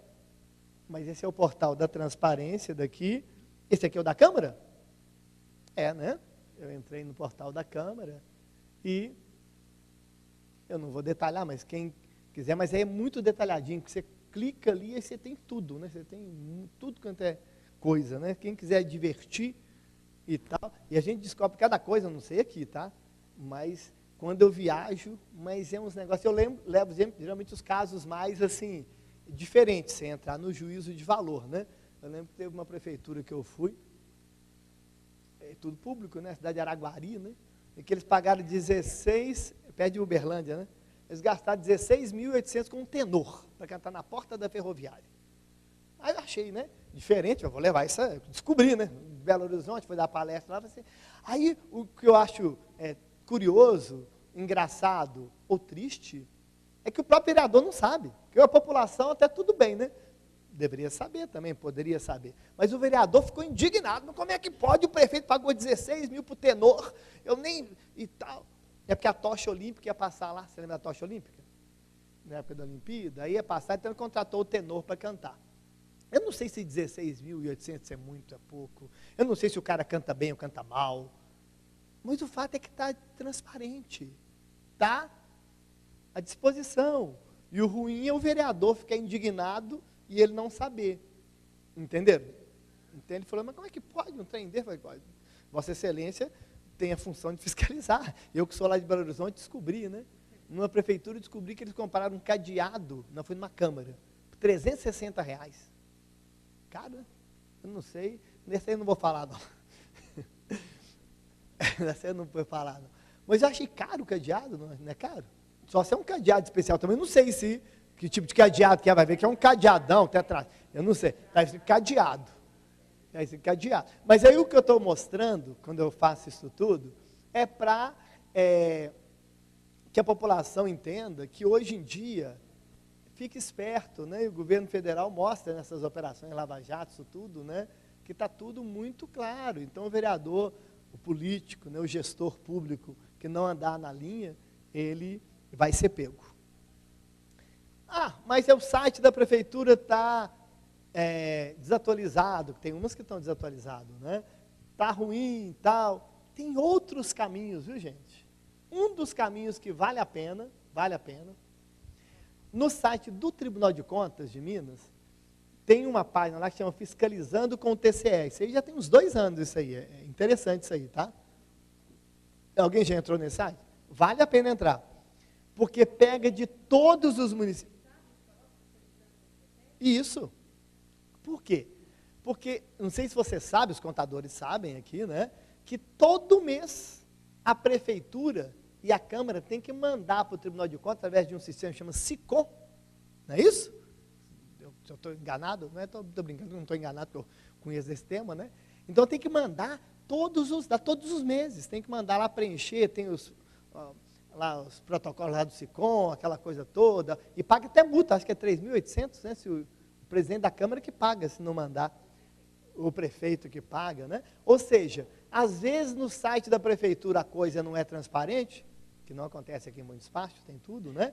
Aí o sujeito pode entrar no site do Tribunal de Contas e consegue, não com a mesma tempestividade, o Tribunal de Contas aí tinha que ver, porque tem prefeitura que o negócio é super, você entra em 2017 e consegue, tem umas que nem 2016, eu não sei se o Tribunal de Contas não recebe, não se aplicou multa, mas o fato é que você consegue muita informação com esse mesmo detalhamento, CPF, CNPJ. Mas o Tribunal de Contas, o negócio está lá atrasado, não tem muita tempestividade. Alguém já ouviu falar do site do Siconfi? Quem é de prefeitura, quem é de Câmara, só ali sabe. Tem que mandar dados, que é um sistema de contabilidade do governo federal. Você entra lá no site do governo federal e tem as contas, não com detalhamento, mas com consolidado de todos os gastos da prefeitura e da Câmara. Então, hoje em dia, com a internet, com a informática, é tudo muito amarrado. E se a prefeitura não fornecer os dados para o governo federal, para o SICONF, ela fica, ela deixa de receber transferências. Olha o risco do prefeito de não informar, de deixar de receber transferências voluntárias do governo federal. Então, todo mundo informa. Então, é muito comum nas minhas averiguações, né? Eu encontrar o site do município capenga, não tem muita coisa, aí eu vou lá no Tribunal de Contas ou no SICONF e encontro tudo. Aí eu chego com a mesma mágica, entre aspas, né, na prefeitura. Eu falei, onde você viu isso? Não, está lá no site do Tribunal de Contas. Ou seja, se o prefeito não quer ser transparente, você consegue aquela mesma informação através de outros canais. E cada vez mais, viu, gente? Você já falou do ranking da transparência do Ministério Público Federal? Não? Uai. Tem um ranking da transparência. Bom, aí eu acho que o legislativo, né, o título da minha palestra aqui é o vereador e a fiscalização de recursos públicos, né? Eu acho que o vereador, ou o legislativo, ele pode atuar ou como âncora ou como alavanca, que é o oposto, né? A âncora segura, né? Prende, né? A alavanca funciona, né? Tem um cara famoso, que é esse moço aqui, os meninos novinhos, que eu adoro quando tem estudante, que eles sabem tudo. Quem que é aquele moço aí? Olha apertando os meninos. Sabem tudo. O Arquimedes. O Arquimedes, que é um cientista grego, né? Ele que saiu nu pelas ruas de Siracusa, gritando, eureka, eureka. Vocês lembram que a gente estudou isso? Quando ele descobriu a questão da massa, né, daquela coroa, que a coroa estava adulterada, ele estava na banheira tomando banho, ele viu, a água afundou mais, aí ele saiu todo feliz. Né? E ele tem uma frase famosa que é o seguinte, dê-me uma alavanca e um ponto de apoio que eu moverei o mundo, isso mesmo. Olha aqui o poder da alavanca, né? Com uma alavanca você levanta um carro, né? Você consegue levantar uma pedra, né? Então, alavanca e um ponto de apoio. E eu sou convencido que as câmaras municipais e os vereadores, pela importância dos vereadores, pelo trabalho, né, pela luta, porque não é fácil, eu tenho convicção e admiro muito o trabalho do parlamentar em câmara, que é pesado, né? Muita pressão, pedido, aquela coisa toda.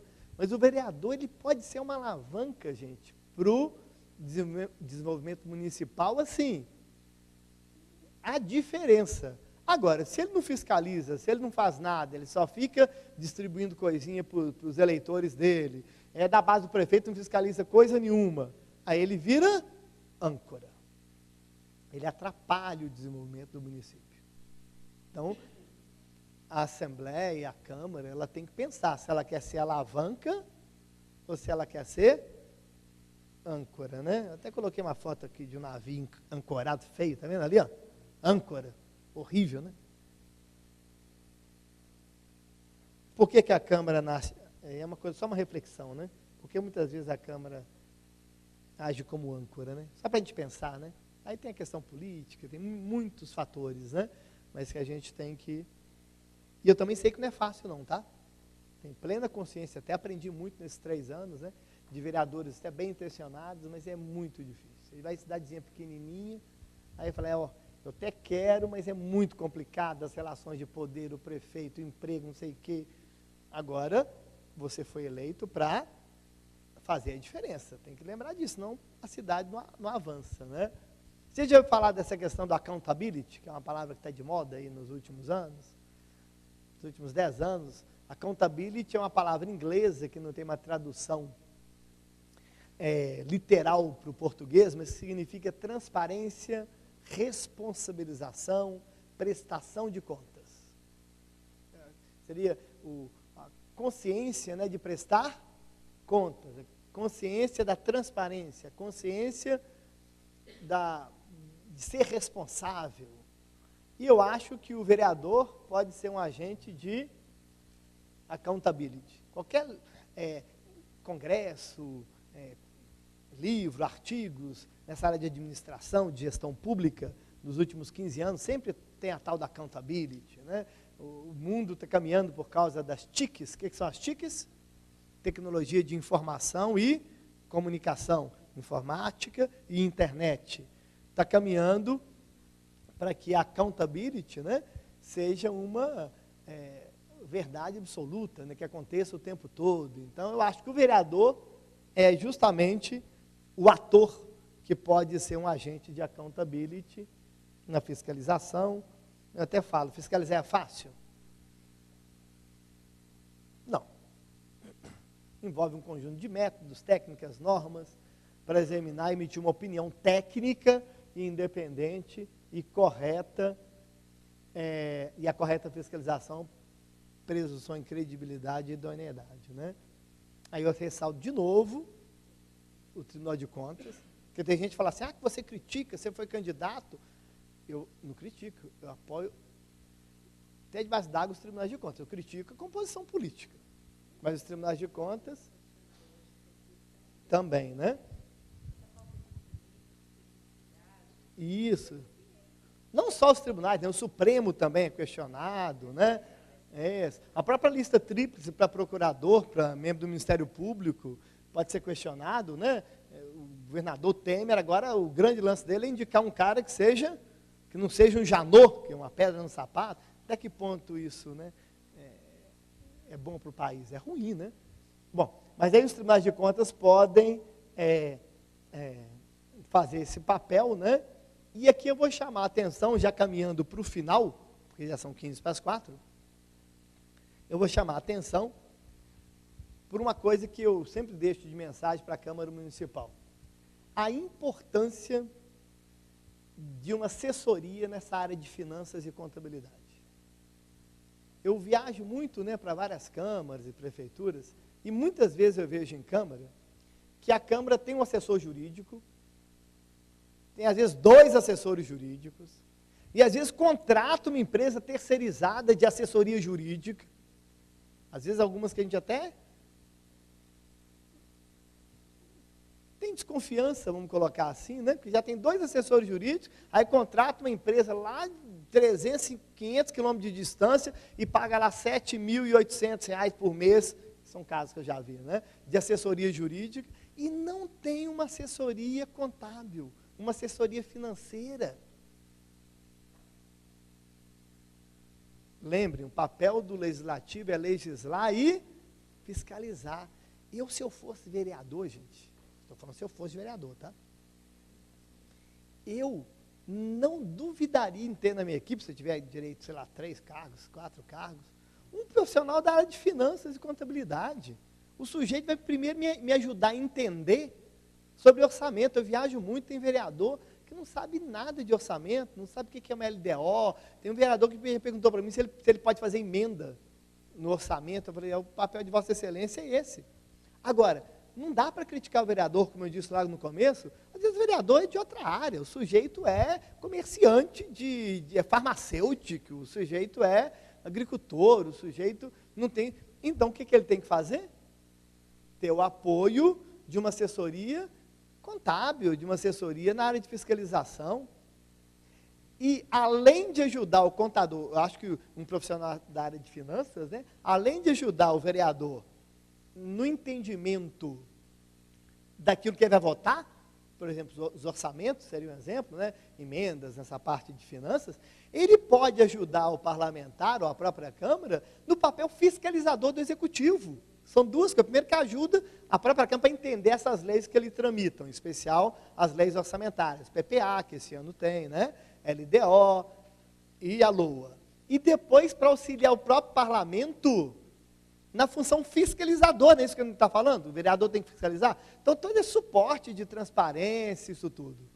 E tem exemplos, viu, de parlamentos no Brasil, onde essa função ela é destacada, é valorizada, e que o parlamento funciona muito melhor. Até os vereadores conseguem até um grau de reeleição maior por conta disso, tá? Bom, então eu deixo aqui essa mensagem da importância do papel fiscalizador, tá? Eu não tenho nada contra os advogados, não, viu? Só para deixar claro. Meu pai é advogado, te falei que tem um irmão que é professor de de direito, até doutorado, viu? Hein? Claro, e a gente vê, às vezes eu fico assustado, tem 1, 2, 3 assessores jurídicos e ainda paga lá, de uma prefeitura pequena, que eu não vou falar o nome, mas paga lá 7.800 para uma assessoria jurídica de um município que ficava longe para dedéu. Aí você vai, hoje é tudo transparente, né? Aí você descobre que os vereadores vão 2 vezes por ano fazer curso lá nessa consultoria, lá naquela cidade, sabe assim? E tal, ou seja, e não tem uma consultoria na área de finanças, de controle, de fiscalização, né? Aí eu peguei só algumas coisas aqui, o caso do Tribunal de Contas eu inverti e contei lá no começo, e já partindo para o final, da nossa bandeira, que eu acho que tem uma mensagem que eu adoro, né? A liberdade ainda que tardia, né? Eu adoro a nossa bandeira. Todos os estados são importantes, mas o nosso é mais legal, né? A nossa bandeira é mais legal, assim, né?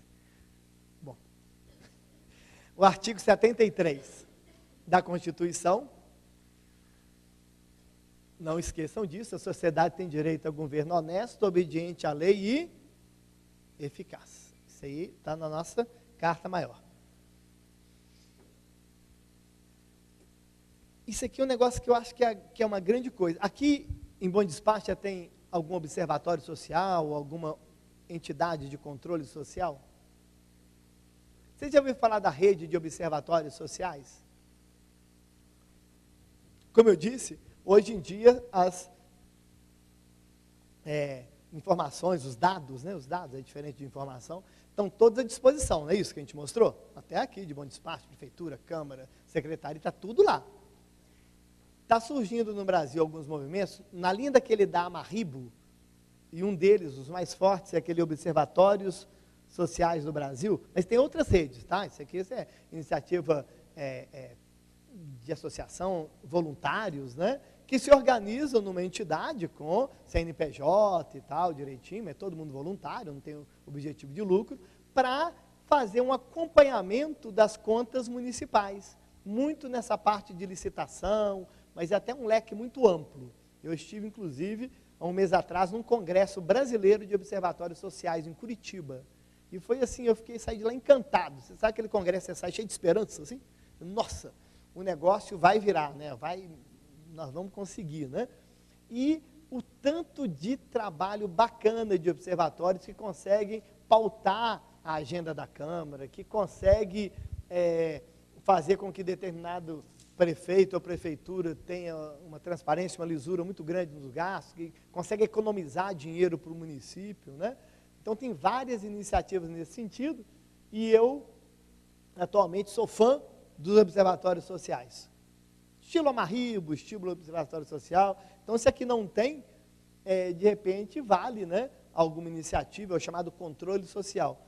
Quase todos os observatórios sociais não permitem pessoas filiadas na sua composição.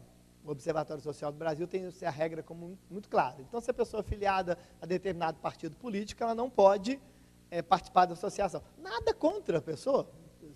Todo mundo amigo, se amam, mas não pode. Concorda? Então, é uma regra. E ele falou assim, tem muita gente até que tem trabalho social, comecei com o Ney, que é o presidente, né? E que às vezes é filiado, mas é aquele filiado que não participa nada, que ele desfilia para poder participar politicamente, né, do controle. Então, são algumas coisas que acontecem, mas os observatórios são muito ligados a entidades da própria cidade, tipo Lions e Rotary, a igreja, ao Ministério Público. Então, eles tentam institucionalizar, ainda mais que quando é cidade pequena, né, que tem todo mundo conhece todo mundo, a pressão é muito grande, né? Então, mas é uma coisa que eu estou assim, eu acho que talvez seja uma das grandes saídas, né, com toda essa transparência. Hein? Sim, eu acho que os observatórios sociais, eu sou fã deles. Você já ouviu falar da ISO 18091? ISO são procedimentos de qualidade, né? ISO 9001, ISO 9002, não é isso aí? Tem uma ISO, pessoal, que é de gestão de qualidade em prefeitura, sabiam disso?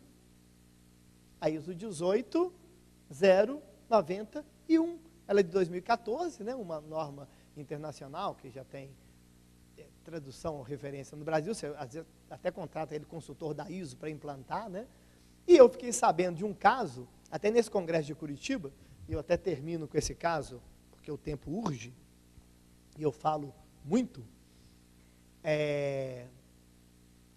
de uma prefeitura de uma cidade do Paraná que chama Pinhais. Alguém fala de Pinhais? Uma cidade até grande, tem mais de 100 mil habitantes. Não é São José dos Pinhais, não, porque essa é colada em Curitiba, onde tem o aeroporto de Curitiba, o Afonso Pena, fica em São José dos Pinhais. Essa cidade chama Pinhais só, mas é perto de Curitiba também. E o prefeito de lá contou a história, o caso dele, né, que é sensacional. O prefeito chama Luizão. E a prefeitura dele ganhou já vários prêmios, e ele contou o caso, porque que ele é tão exitoso, porque que a cidade funciona tão bem, né? E ele contando que quando ele assumiu a prefeitura, a primeira coisa que ele fez foi profissionalizar todos os secretários. Falou assim que ele tinha que atender alguma coisa política, mas o sujeito tinha que ser entendido da área. Depois, transparência total. Total. E um planejamento com informação desse planejamento para a prefeitura. Então ele falou assim que ele chegava, ele sabia assim, tinha uma demanda para asfaltar a rua tal, ele tinha um cronograma, falava assim, ó, em setembro de 2019 vai acontecer. Então a gestão dele foi muito técnica, muito profissional. Ele foi o prefeito mais bem avaliado do Brasil, no final da legislatura, com 94% de aprovação. Ele conseguiu a reeleição com 92% de aprovação. Aí ele ficou reeleito, né? Ele conseguiu fazer agora os sucessores, que é uma prefeita e uma vice-prefeita, ele até brincou, são duas mulheres, né? Com 86% de aprovação. E ele até brincou, que tipo assim, só fazer uma gestão com transparência clara e técnica e tal, que eu consigo reeleger. Ele brincou assim, não preciso ficar pedindo voto, entendeu? Distribuindo favor para pedir voto, eu vou conseguir com uma tranquilidade muito grande. E foi até lá que eu já conheci a ISO, mas lá é o primeiro caso que tem. O que esse prefeito fez? Que ele não é bobo? Ele foi a primeira cidade do Brasil a implantar a ISO 18091, ou seja, pode mudar o prefeito, que ele já tem procedimentos para várias áreas que tenta neutralizar alguma má gestão política, alguma coisa assim. Então, eu acho que a ISO 18091 já seria uma garantia de qualidade, né? Na ISO você define procedimentos para cada secretaria, passos, então é um sistema até burocrático, mas necessário, mas para garantir que, independente do gestor que entra, aqueles procedimentos que são de qualidade vão continuar, né? Então, isso aí é uma outra coisa que eu acho que é interessante saber nessa parte do controle. E eu disse que ia indicar mais um livro para vocês, né? Dois, né? Está aqui os dois. Olha o título daquele livro da esquerda. Vocês que são os vereadores, conhecem aquele livro ali? Olha o título. O vereador e a fiscalização dos recursos públicos municipais. É o título da minha palestra aqui. Esse livro, ele é top. É que nem aquela cartilha lá da Marribo, é da Controladoria Geral da União. E se eu fosse ditador, que eu não sou, porque eu detesto a ditadura, mas se eu fosse, ó, eu ia obrigar que todo vereador lesse esse livro. Porque, hein? E entender, não, ele lê 2, 3 vezes, sabe aquele negócio, você pega aquela canetinha colorida grifando assim, relê, pede ajuda, mas o livro é muito fácil, tá? É um livro didático também, onde ele pega 7 áreas, eu acho que eu até pego as áreas aqui, ele pega a área de patrimônio, orçamentário, financeiro, operacional, recursos humanos e contratações, aí eu estou passando aqui para diante, calma.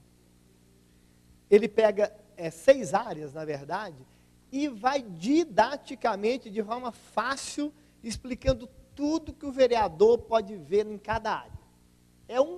Sabe aquele checklist que você vai dizer assim, ó, isso aqui eu posso ver, é muita coisa, claro. Mas se você pegar a área de recursos humanos, ele dá a dica lá, não, verifica se os concursos da prefeitura se teve nos últimos anos e como que está e tal. Verifica quais são o número de cargos de assessores e tal. Então ele vai pegando um por um. Na parte patrimonial, verifica se os carros da prefeitura estão com aquele negócio na porta. Qual que é se tem controle, não sei de quê. Então, uma cartilha também, super didática de cada área. Se o vereador pegar uma daquelas áreas ali para poder fiscalizar, ele já vai fazer muita coisa, né? Está disponível no site da CGU, está disponível no site da CGU. E essa de cá é uma cartilha até mais didática, mais facinha, né? E chama Olho Vivo no Dinheiro Público, até mais famosa, onde tem até uma história em quadrinho e tal, mas também tem muita dica de fiscalização. Aquela outra lá, ela é mais direcionada para a atuação do vereador, e repito, não é chata a leitura. Se fosse, eu falaria. Vai aquele negócio, que é complicado. É fácil, porque é cheio de dicas diárias, tá? Vale a pena ler. Eu salvei aqui com o Luiz, no computador aqui da Câmara, esse livro, e também o livro da Barribo. Depois, se alguém tiver algum pendrive e quiser, vai ficar aqui à disposição, entendeu? Essa minha palestra também já está salvo dentro da pasta, que eu falei, kit fiscalização, não é isso? Eu até salvo também outras coisas aqui. Então, se alguém depois quiser, já fica aqui à disposição. Pode buscar na internet também, porque está tudo disponível. Aqui está, digamos assim, mais tudo juntinho, né? E eu vou indicar mais um livro. Quando eu falo 3, é porque esse aqui é o terceiro, o outro era junto, tá? Esse livro, gente, eu empolgo com todos eles, né? Parece que todos são os melhores, né? Mas esse, até vocês aí, jovenzinhos, esse tem que ler, gente. Todo mundo tem que ler esse livro. Porque esse livro, vocês já ouviram falar do professor Zé Murilo de Carvalho? É professor da UFRJ, do FMG, Academia Brasileira de Letras, né? Está mais velhinho, mas de uma lucidez e de uma atuação tremenda. E ele escreveu esse livro, Cidadania no Brasil, um Longo Caminho, que é um dos meus livros de referência, né? Onde ele explica, desde a vinda de Dom João VI para o Brasil, que ano que foi? 1808, né? Como que se deu a construção da nossa cidadania. Ele até mostra, por A mais B, por que nós somos, que nem aquela música do Skank, tão passivos. Então ele explica, é um livro fininho, tá? Quem tem medo de livro grossão, pode ficar tranquilo, que é um livro de 2 sentadas, tá bom? E que ele didaticamente coloca como que a participação popular, ou como que a cidadania ativa é importante, porque somos como somos. Então a gente até fica um pouco mais...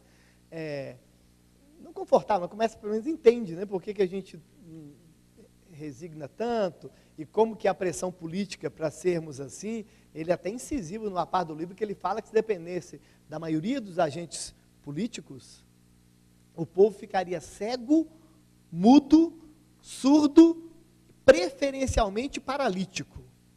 Se vindo de um doutor que é da Academia Brasileira de Letras, né? Ele fala que, para muitos, falam que cidadania é o voto. Você já viu isso? Exerça a sua cidadania, venha votar. Agora você pode fazer a diferença nessa propaganda de muitos? Votar é cidadania, mas cidadania é muito mais do que votar. Cidadania é acompanhar as contas da prefeitura e da Câmara. Cidadania é propor soluções, sabe assim? Isso que é cidadania. Então, esse livro é uma outra indicação que eu deixo aqui para vocês, que é um livro que eu gosto muito. E eu termino deixando meu e-mail. Eu acertei ali, que é Bom Despacho mesmo? É grande o município, né?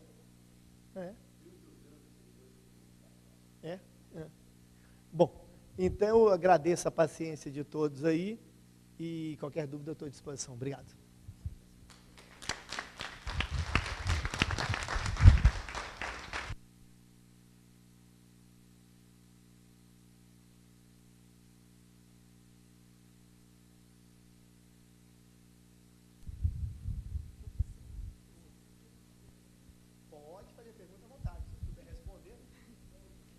Acredito que seja fácil.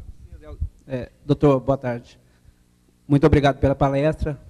Sou de Lago da Prata e foi uma honra ser convidado pelo pessoal de Bom Despacho, junto com a equipe, nosso assessor jurídico e 2 membros da Câmara que fazem um excelente trabalho. Com respeito até, né, nós como agentes políticos e os jovens, né, nós temos a Câmara Mirim em Lago da Prata também. Nós temos um problema seguinte, agora está chegando igual, principalmente ano que vem, é ano que chove deputado nas cidades, né? Eu até tenho uma dúvida, eu falo assim, já é o meu segundo mandato, às vezes a gente tem dúvidas que... Qual o site correto para me saber, né, igual o senhor falou, do Tribunal de Contas da Câmara, da Prefeitura? Porque nós sabemos que tem deputados que, às vezes, tem direcionamentos de votos numa certa cidade. Mandou aquela situação, igual, por exemplo, na nossa cidade foram 3 viaturas, né? Eu sou militar da reserva. Aí ganham os louros, geralmente, para o deputado majoritário. Mas será que foi o governo que mandou ou foi emenda daquele deputado mesmo? Tem algum site que só possa me orientar para me procurar detalhadamente? Se aquele recurso foi direcionado pelo deputado ou se foi do governo do Estado? Eu sei. Tem. Primeiro que é tudo transparente, então, se você quiser saber disso, você consegue.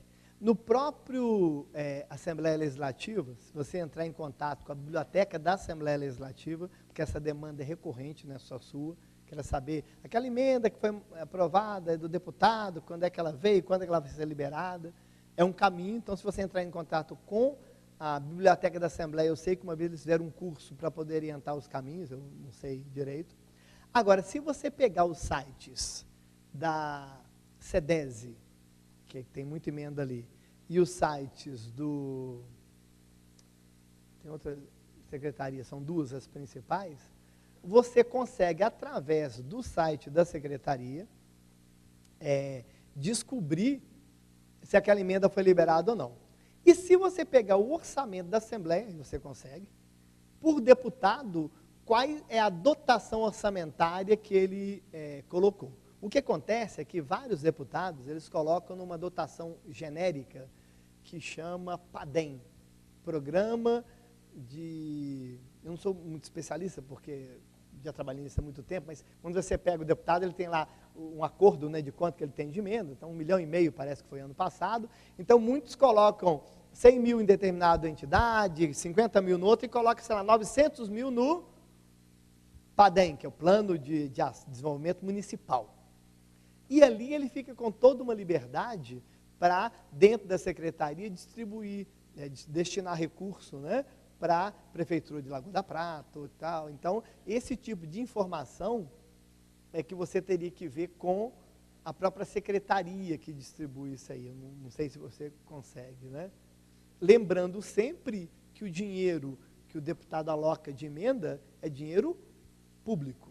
Lembrem disso, tá? Porque é muito comum, infelizmente, até na Câmara também de Vereadores, eu fico assim, é uma coisa que me incomoda demais, né? Porque é o personalismo, né? Você vai no interior, é aquela pessoa mais simples, né?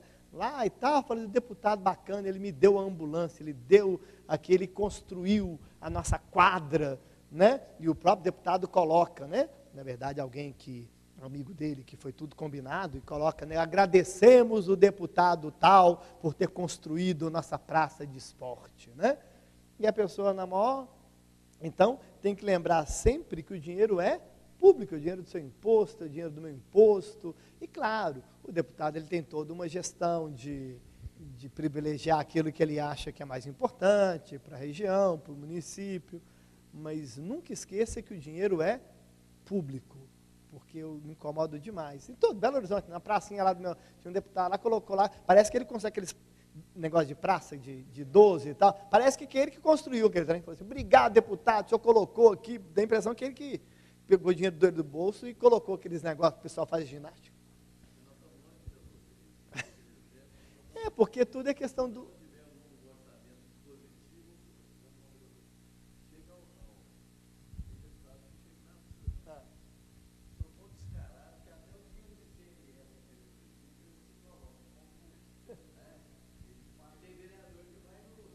Vai na onda, né?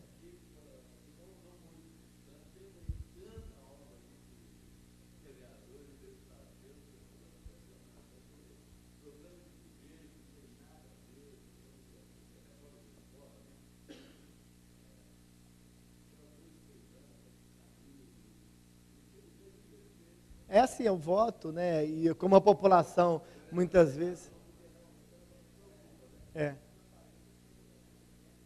E na inauguração fica todo mundo lá, né? E o negócio é tão importante que você sabe que todas as negociações do presidencialismo de coalizão, que vale para município e Estado, né? Gira em torno de emenda, né? Até que entrou agora no Congresso Nacional, chamada emenda impositiva. Vocês viram que 1,2% do orçamento, porque aquilo ali, emenda significa voto, né? Entendeu? E isso aí tinha que avançar também, mas é muito complicado, né?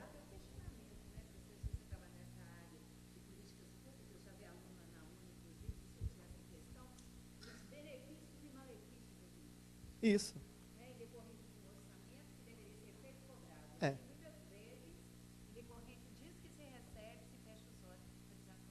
É. O conceito ideal, né, de democracias mais avançadas são políticas públicas, né? E não ficar no personalismo da emenda. E tem muita cidade que fica prejudicada, a gente vê isso o tempo todo, né? Porque não tem nenhum vereador ou deputado da região, aí aquela cidade, uma outra tem 3 ambulâncias, só para falar um exemplo que acontece muito, a outra não tem nenhuma porque não tem, entendeu? Isso. Isso. E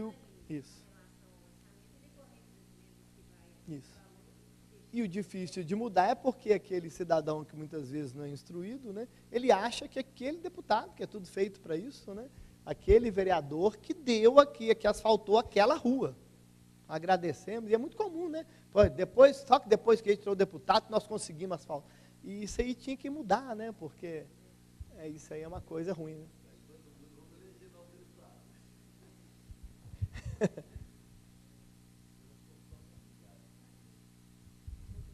Deixa eu só falar do kit. É que eu fiz um kit aqui, e nesse kit eu coloquei um artigo de minha autoria, se alguém depois me der a honra de ler. Todo ano a Escola Legislativa lança um livro, e cada um dos professores escreve um capítulo. Aí já está publicado, está disponível no site também. E o capítulo que eu escrevi do livro lá é a transparência pública como instrumento de fortalecimento da cidadania. Isso aqui é a pastinha que eu criei, ó, chama Kit Transparência, estão vendo aí em cima? Quem tem olho bom? E tal, amarelinha. Aí eu coloquei a cartilha da Lei da Transparência, aquela cartilha, o livro da Marribo, sabe aquele? Está ali. Isso. A cartilha da CGU, vereador, está aqui. Só pegar um pendrive, já tem tudo pronto. Acha na internet? Acha também, não tem problema. Se me mandar um e-mail, eu mando de volta na hora, tá? Eu coloquei a ISO 18091, que é uma coisa que está acontecendo agora. Então, se alguém quiser ler essa ISO, né? Está ali à disposição. Um guia prático da Lei de Acesso à Informação. Essa palestra que eu fiz, o vereador. E o último ali é o artigo, na verdade, um capítulo de um livro que eu escrevi, que fala a transparência pública como instrumento de fortalecimento da cidadania, porque o que eu acredito, sou muito otimista, tá? Sou extremamente esperançoso, né? E eu acho, gente, que a transparência, eu tenho a impressão que daqui a 5 anos, se Deus ajudar, a coisa, com essa transparência, assim, com esses observatórios sociais e tal, nós vamos avançar muito, eu acho. Mas tem que fiscalizar. Bom, professor, gostaria de agradecer, né? Mas se não tiver ficado mais nada dessa aula, eu acho que ficou animação, né? Não só pela sua simpatia, mas por tantos recursos que você nos ofereceu hoje, um material super vasto, né? Tanto didático, as leituras que nós podemos fazer, fica também a ideia da importância da gente estudar, né? E eu gostaria de convidar o nosso presidente, que estava em outra ação, mas chegou correndo, e gostaria de fazer os agradecimentos finais. Tá? Muito obrigada, o senhor está de parabéns com o trabalho.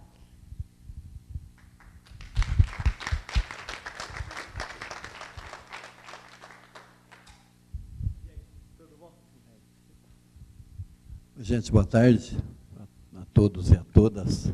Agradecer e reiterar, né, o que a Rose falou hoje de manhã, sobre a presença de vocês, os vereadores, a Câmara Jovem, mas dizer que a minha convicção, professor, é que só através da capacitação é que nós vamos poder convencer a sociedade, Bom Despachense, a nossa comunidade, a de Lagoa, a de Moema e outras mais, não sei se veio mais alguma cidade depois do almoço, de que o trabalho do vereador tem sentido, né? Acho que só com capacitação. Então, quando nós pensamos na Escola do Legislativo, foi com esse propósito, né? Acho que nós temos que parabenizar muito a Assembleia Legislativa, porque essa ideia da escola, a gente copiou, né? Vamos dizer assim, porque realmente, quando a gente assume aqui, igual nós assumimos, todos os vereadores, principalmente a mesa, é uma enxurrada de proposta para curso, né? Para esse Brasil afora aí, que, na verdade, aquilo devia até de ser proibido, né? Porque é uma exploração, e a cidade sai por aí fazendo curso, pagando absurdos, né? Aí tem esquema com hotel, tem esquema com carro de aluguel, tem todo tipo de esquema.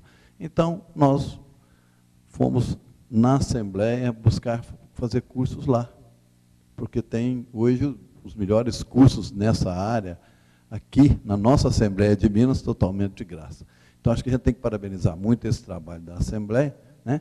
E a gente também, na tentativa de trazer a coisa para mais perto, né?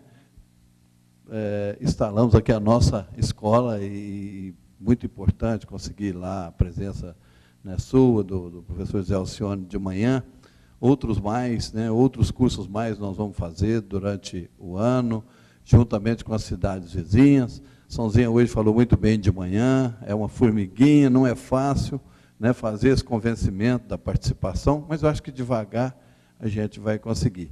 E aí, com certeza, a gente vai dar a resposta para a sociedade, porque, no momento, nós estamos sendo execrados.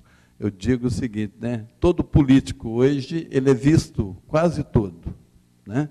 E não por todo mundo, mas por quase todo mundo, o político é enxergado. Qualquer um de nós aqui, nós passamos na rua, as pessoas, lá o homem da mala, lá o louro lá, né?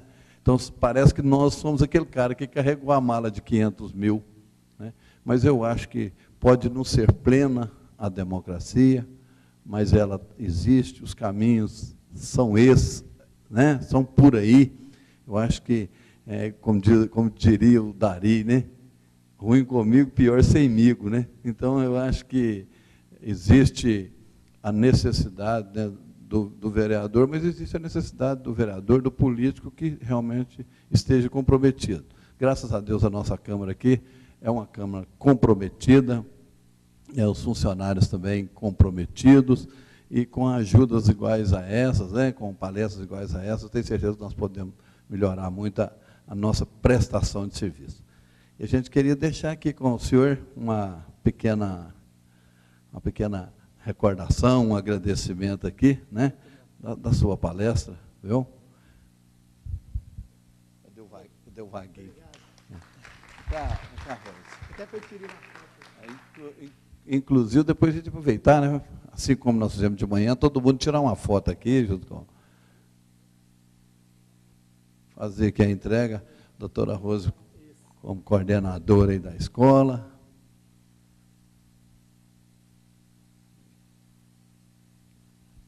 Vamos lá, gente? Vamos fazer uma foto aqui, todo mundo?